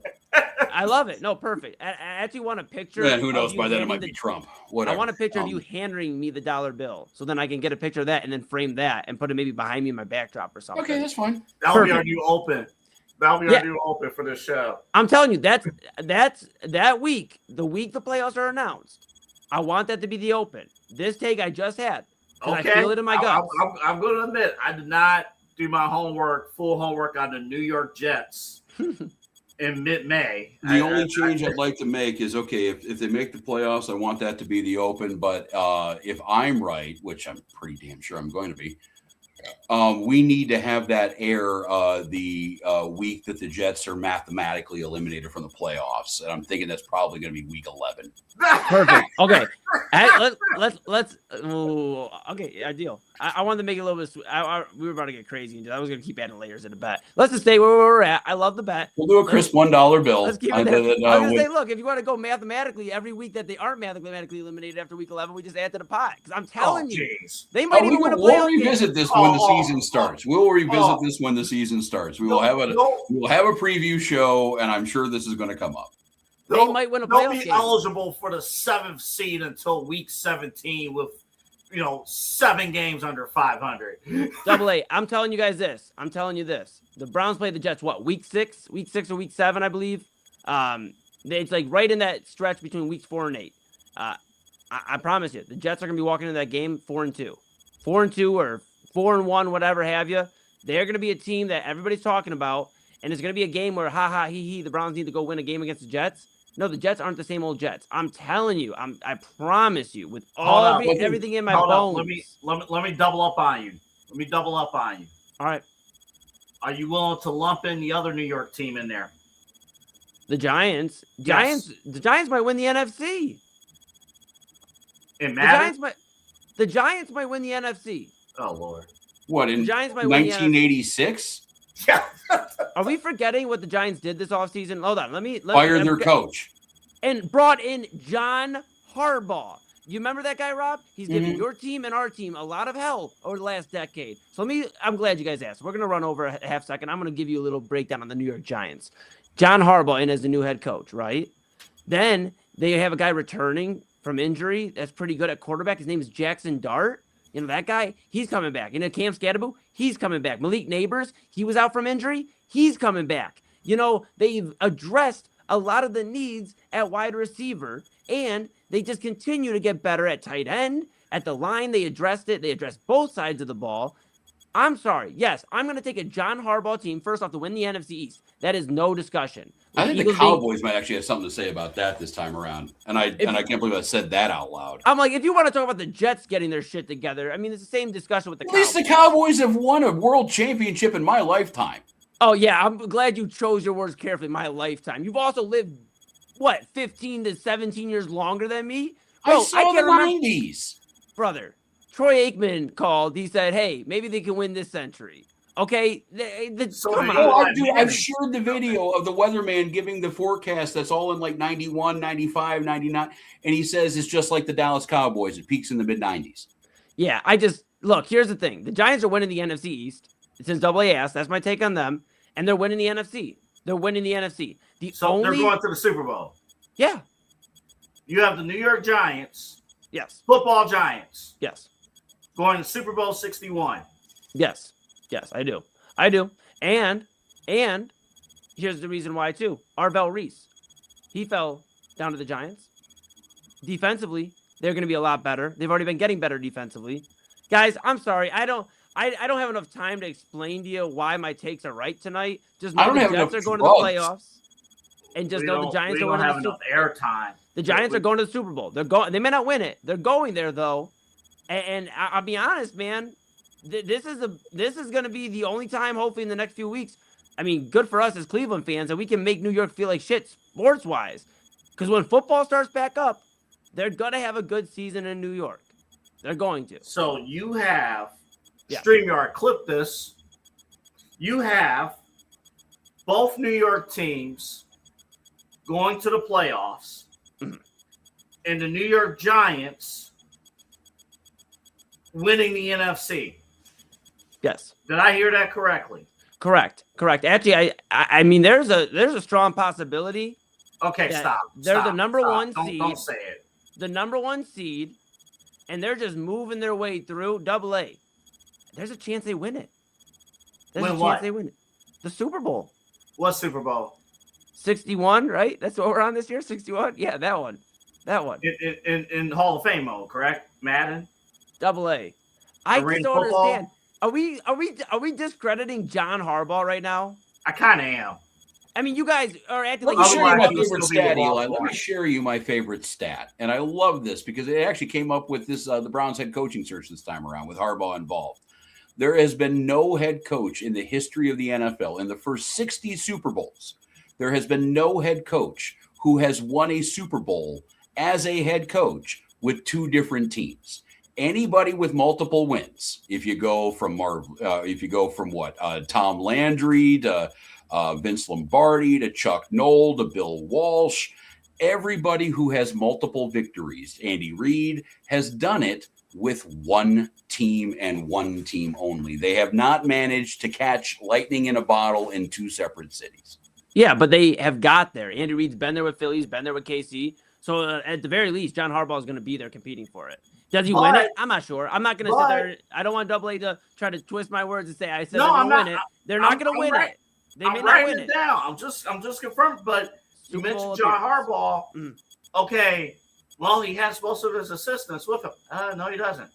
Most of his assistants are here with Todd Monken. I don't doubt that New York, the Giants, are going to take a good turn. I don't doubt that at all. And I could even see them fighting for being in the division conversation. But I am not saying they're going to win multiple games in the playoffs and go to the Super Bowl. There's just no way.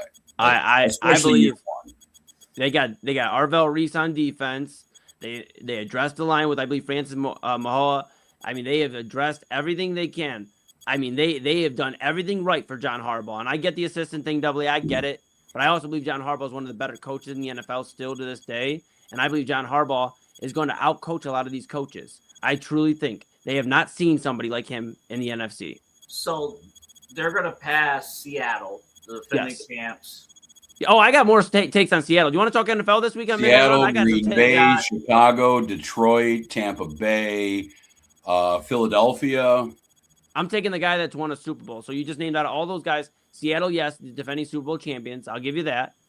But a lot of those other teams you mentioned. I will give you one. Nick Sirianni won a Super Bowl in his own division. Nick Sirianni is a different discussion. Philadelphia's about to blow that entire thing up. They're about to blow that entire thing up. That's complete. If they're you just said if you've won a Super Bowl, I'll entertain. Yeah, but that's my outlier to that outlier. That's my outlier to that outlier, though, because the Eagles are a different story, Rob. If we've been following anything Philadelphia, they are blowing that entire team up. Their number one receiver isn't going to be with the team whenever this becomes official and they move on to New England. Saquon Barkley looks like a shell of himself every season as we move along. Jalen Hurts, they're arguing he doesn't want to work the offense. They want to work.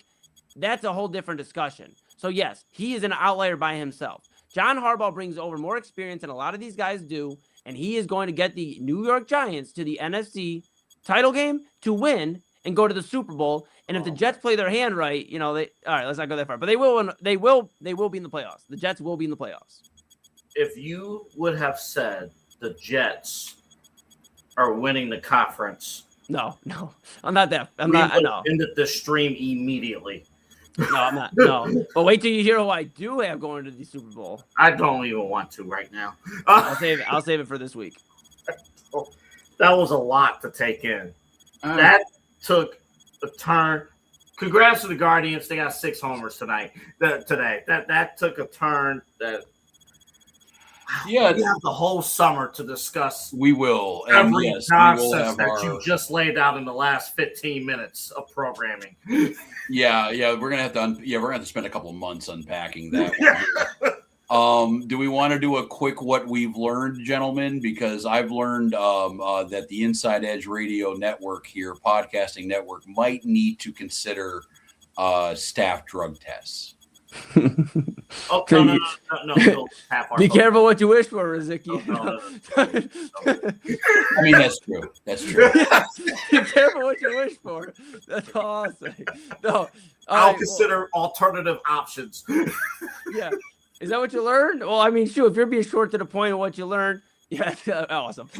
If that's what you learned, what I learned this weekend, it was great being back with the guys, being back with the main event fellas. I'll just take this time to announce that we will be back with you next Sunday, and we'll have great weekly and daily programming here on the Inside Edge Network. We appreciate your support. I just wanted to take my time here for what I learned this weekend was that the support continued to overflow over the weekend. Real Talk with Pop Moon. I appreciate everybody tuning in there here tonight with us on Main Event, and all the replays we put out there as well. We appreciate you guys, whether you catch it live or catch it on the replay. We truly could not do it without you. So thanks for helping be the heartbeat of the Inside Edge Network. Us as Cleveland's digital leader and your source for sports, entertainment, mental health conversations, news, everything in between. Yes, I'm just very gracious, and I want to say thank you for the support over the weekend. And continued support over the last 9 months and going forward. Thank you. Okay, for me, That's you, me, Double. I'm sorry. For me, this is kind of a little bit deep here, but this particular week is always the most complicated week of the year for me. At the end of the week, it's going to be fantastic because my mom's birthday is on the 22nd. She's great. She's the rock of our family, and she's fantastic. And I am a lucky person to have my mom in my life. Period. Anything that's needed, just love, support, anything, literally anything. She's there for me, and I don't acknowledge her enough. The week starts, though, it's always tricky for me because around this time 9 years ago, this is May 18th, I lost my dad unexpectedly. Woke up one day and he had, heart attack, and that was it. And always think about, for me personally, what I'm doing now, what I've done with broadcasting in the last 10 plus years. Fortunate enough to do it at radio stations here locally, and then now the InsideEdge Network. Always think about, man, what would my dad say about some of my takes? What would he say in general? Things like that. I still hear his voice, things like that. I remember he was at our OMS graduation. He outdressed all of us there. And that was with Eli allowing me to borrow his championship title at the graduation. But I know we're not supposed to go on the air at any point in sports talk and say, man, the reason why the Cavs won by 30-some points tonight was because of a higher power. I kind of felt that, to be perfectly honest. I kind of felt like my dad was kind of speaking tonight's victory into existence, kind of speaking into, hey, we could toughen up, like, hey, come out aggressive, come out and do, things, certain things, so it's always tough, but, we'll get through it, and stuff like that. So, I know we don't say it enough. I know sometimes we do take it for granted. I take it for granted. Love on your parents, especially while they're here, things like that. If you are a parent, thank you, be there for your kids and things like that. Because, you just never know, So I want to thank my dad for everything that he's done for me. If he was still here, he would probably be a co-host on Midnight Run, to be perfectly honest, at least a part-time co-host or, some involvement and things like that. But I know he's proud. I know he's looking down, proud of me and my brother and our entire family. And I'm sure he's happy about the Cavs win, and he would probably be questioning everything that Eli just said in the last 20 minutes. I know I am. All kidding aside, though, I had no problem debating sports with anybody because as an 8, 9, 10-year-old kid, I'm in the car listening to sports talk radio because he put it on. And, it wasn't just, hey, why is this team good? Or why is this player good? Or why is this player bad? Like, you wanted to survive our household, you needed to know your sports in and out. So thank you, Dad, for everything that you've done for me and my brother and our entire family. Yeah, it's kind of a position that you and me and Double A both are kind of in, and why I'm a little jealous of guys like Eli and even on a national scale, a dude like Dan Lebitard, is that you guys have the chance to work with your dads. And I lost mine actually a couple weeks. In a couple weeks, I'll be celebrating commemorating the 10th anniversary of my dad passing. And yeah, like Double A, he never saw me on the radio or heard me on the radio, heard me do any of this kind of stuff. Of all the shows I've ever hosted on the internet and through the airwaves, he didn't hear one word of that. And I can't help but be a little jealous of, Moon or, anybody else who has a chance to, squawk at their dad and make, because me and Double A, we've had practice runs, stuff that wasn't recorded, stuff that, we had to learn how to, talk our way out of some of these, takes and some of these issues, but we never had a chance to do it on, for everyone to see and to, to record and have for later on. So Definitely, Double A, you're in my mind, and my dad's in my mind, everything like that. And Moon, I still have no idea what you're talking about with those takes, but it is what it is.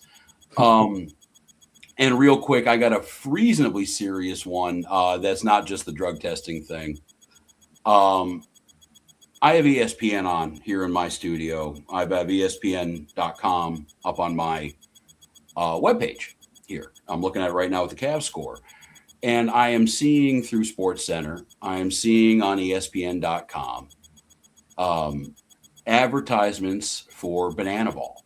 And actually, if you go on ESPN.com, you see MLB, NFL, NHL, NCAA, Banana Ball. Anybody who's been on the website knows what I'm talking about with that top bar. And I am learning that the Banana Ball whole conglomeration, because I think there are now about 6 or 8 teams. I think they are spreading like wildfire. I know the Indianapolis Clowns were added this year, and that's been a lot of the ramp up right now for them. But Major League Baseball, I'm learning right now that you can strike. You can have your labor problems. You can have your millionaires and billionaires fighting each other and have it be national news. But Jesse Cole and the Banana Ball franchise is getting ready for that. And I would not be shocked if these guys on some level, and I know that, it's more of a show, it's more of a event to witness than maybe a conventional baseball game, major league game. But these guys are preparing to fill this void, and they're preparing to be the next available show in town when it comes down to watching baseball for a summer. And we've seen it before. They were in Cleveland a couple of weeks or last year, I think. And, CC, I think, was there. Jason Kipnis was there. Imagine what happens if Banana Ball opens up next year in the spring and you have Shohei Ohtani, Aaron Judge, any of the active major leaguers, because they're not doing anything else. So I would expect that there is going to be somebody in Jesse Cole, who's running Banana Ball right now, who's very interested in what Major League Baseball's labor situation is going to look like in 2027. But yeah, that's what I've learned. And Netflix will open up their pocketbook for additional events. It's already on. Anytime I throw on my Roku, it's on Roku channel for free. Mm-hmm. It's getting ESPN games now. It's getting coverage. They are moving, and where Jesse Cole is looking at this, he wants everyone to be involved. I don't think he envisions Banana Ball being behind a paywall for anybody. So I think that's going to help them out too, big time. Oh, it will. It will. And one little quick sports thing, just real quick. Thank goodness that MMA card on Netflix was on Netflix Christ. And not pay-per-view. Ronda Rousey, 15 seconds. I mean, what did you expect? What did you expect? I expected the post-match hug to be longer than the match. I mean, shorter than the match. Is this your first Ronda Rousey fight? The fight was 15 seconds long, and the hug was a minute and a half. Is this your first Ronda Rousey fight? Yes, in the last 12 years it is. Well, even 12 years before that, all of her fights went. I could put together all of her wins. All the full highlights would be less than 10 minutes. I just don't know. I'm glad you actually have this take, Double A, because I'm going to revisit this with you this week, because anybody that didn't like that card, I disagree completely. The only thing I'll say. At least they got paid. No. I didn't hate it. I would have hated it if it was on pay-per-view. That was as far as my Netflix. Okay, I'll give you that. I get it. I mean, I'm not paying. If you drop $60 on that, I can see being pretty pissed. That'd be the same thing with any WWE PLE right now. Well, I wonder. The thing is, though, is that with WWE being worked, you don't have 15-second matches. Well, I wonder. And Rob, I will actually defer to you. How did people feel in the 90s if Mike Tyson had a pay-per-view fight? Peter McNeely was the one that comes to mind. I remember, I forget how old I was for that, but that was kind of the first party I went to where, $10 for everybody involved, you get the pay-per-view. And McNeely, I think, was 30 seconds long. He had a bunch of those in the mid-90s. And for me as a fight fan, it kind of turned me off. I understand that there is some sort of art and there is some sort of skill in putting away somebody in 15 seconds. I'm not going to disrespect that at all, but yeah, especially when you're waiting around to the main event at 11:30, 12 o'clock at night, and the main event's 20 seconds long. That turned me off as a fight fan for sure. But in fairness, you've never really been. I mean, especially the last couple of years, have not been a strong fight fan. No. So I mean, anybody that does at least appreciate good mixed martial arts, there was a lot of good things to like about that card. And I'll let you break that down on primetime tomorrow with Chad. We'll be talking about the Rozycki-Carano fight and some of the positives. There were lowlights. I mean, like, where were the fans? But I mean, there was a lot of highlights too, I thought, and I think Netflix definitely has something very interesting if them and MVP were to team up against the UFC. They have the pocketbook to do so, and there's enough big names. John Bones Jones was on literally the desk during the Francis Ngannou fight. What do you think about? I know. Speaking of UFC, what do you think about Dana White dropping the Conor McGregor news that he's going to be coming back? In July, basically as the main event walk-up was happening for Rousey and Carano.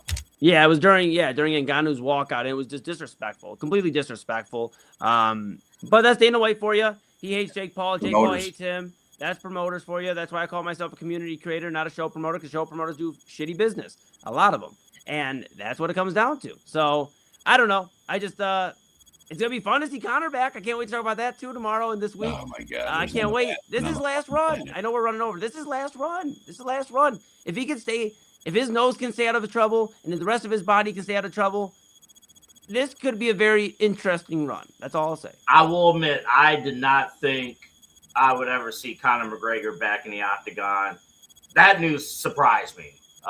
So if people watch, that's now. Now here's what I'm at. There's more meat to all this. We'll talk about it tomorrow. Yeah, you're right. Yeah, let's go to bed. Yeah, we're doing really good at kind of creating a whole new show rundown 10 minutes after we're supposed to be off air. But yes, yeah, I guess we'll use this time to part ways with everybody to take our final bounce for the evening. Again, thank you for joining us. Cavaliers win 125-94. Thank you, Cavs. Detroit Pistons going into Game 7. Now going into Game 1 now with the New York Knicks on Tuesday. By the way, the other thing I learned after seeing the replay about 35 times, after Donovan Mitchell hit that buzzer beater at the end of the first quarter, reading his lips, the exact quote was "boom, boom, motherfuckers." I think that was pretty appropriate for what was happening. But yeah, we'll you obviously tune into the Inside Edge podcasting network here for the all week. We got Midnight Run with Double A. We got Kyle Cornell. We got everyone's going to be involved here.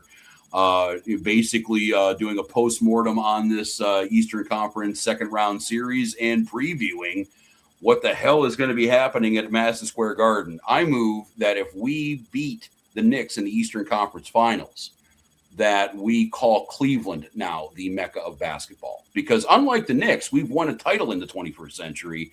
And I think that if we beat them straight up in their house, we should just take the title. But it is what it is. Wine and gold skies. Wine and gold skies. But yeah, anything to get, well, dude, and also if we beat them, I don't think anybody, one of us is going to be allowed an MSG as long as James Dolan is owning that team or the Sphere. But yeah, it is what it is.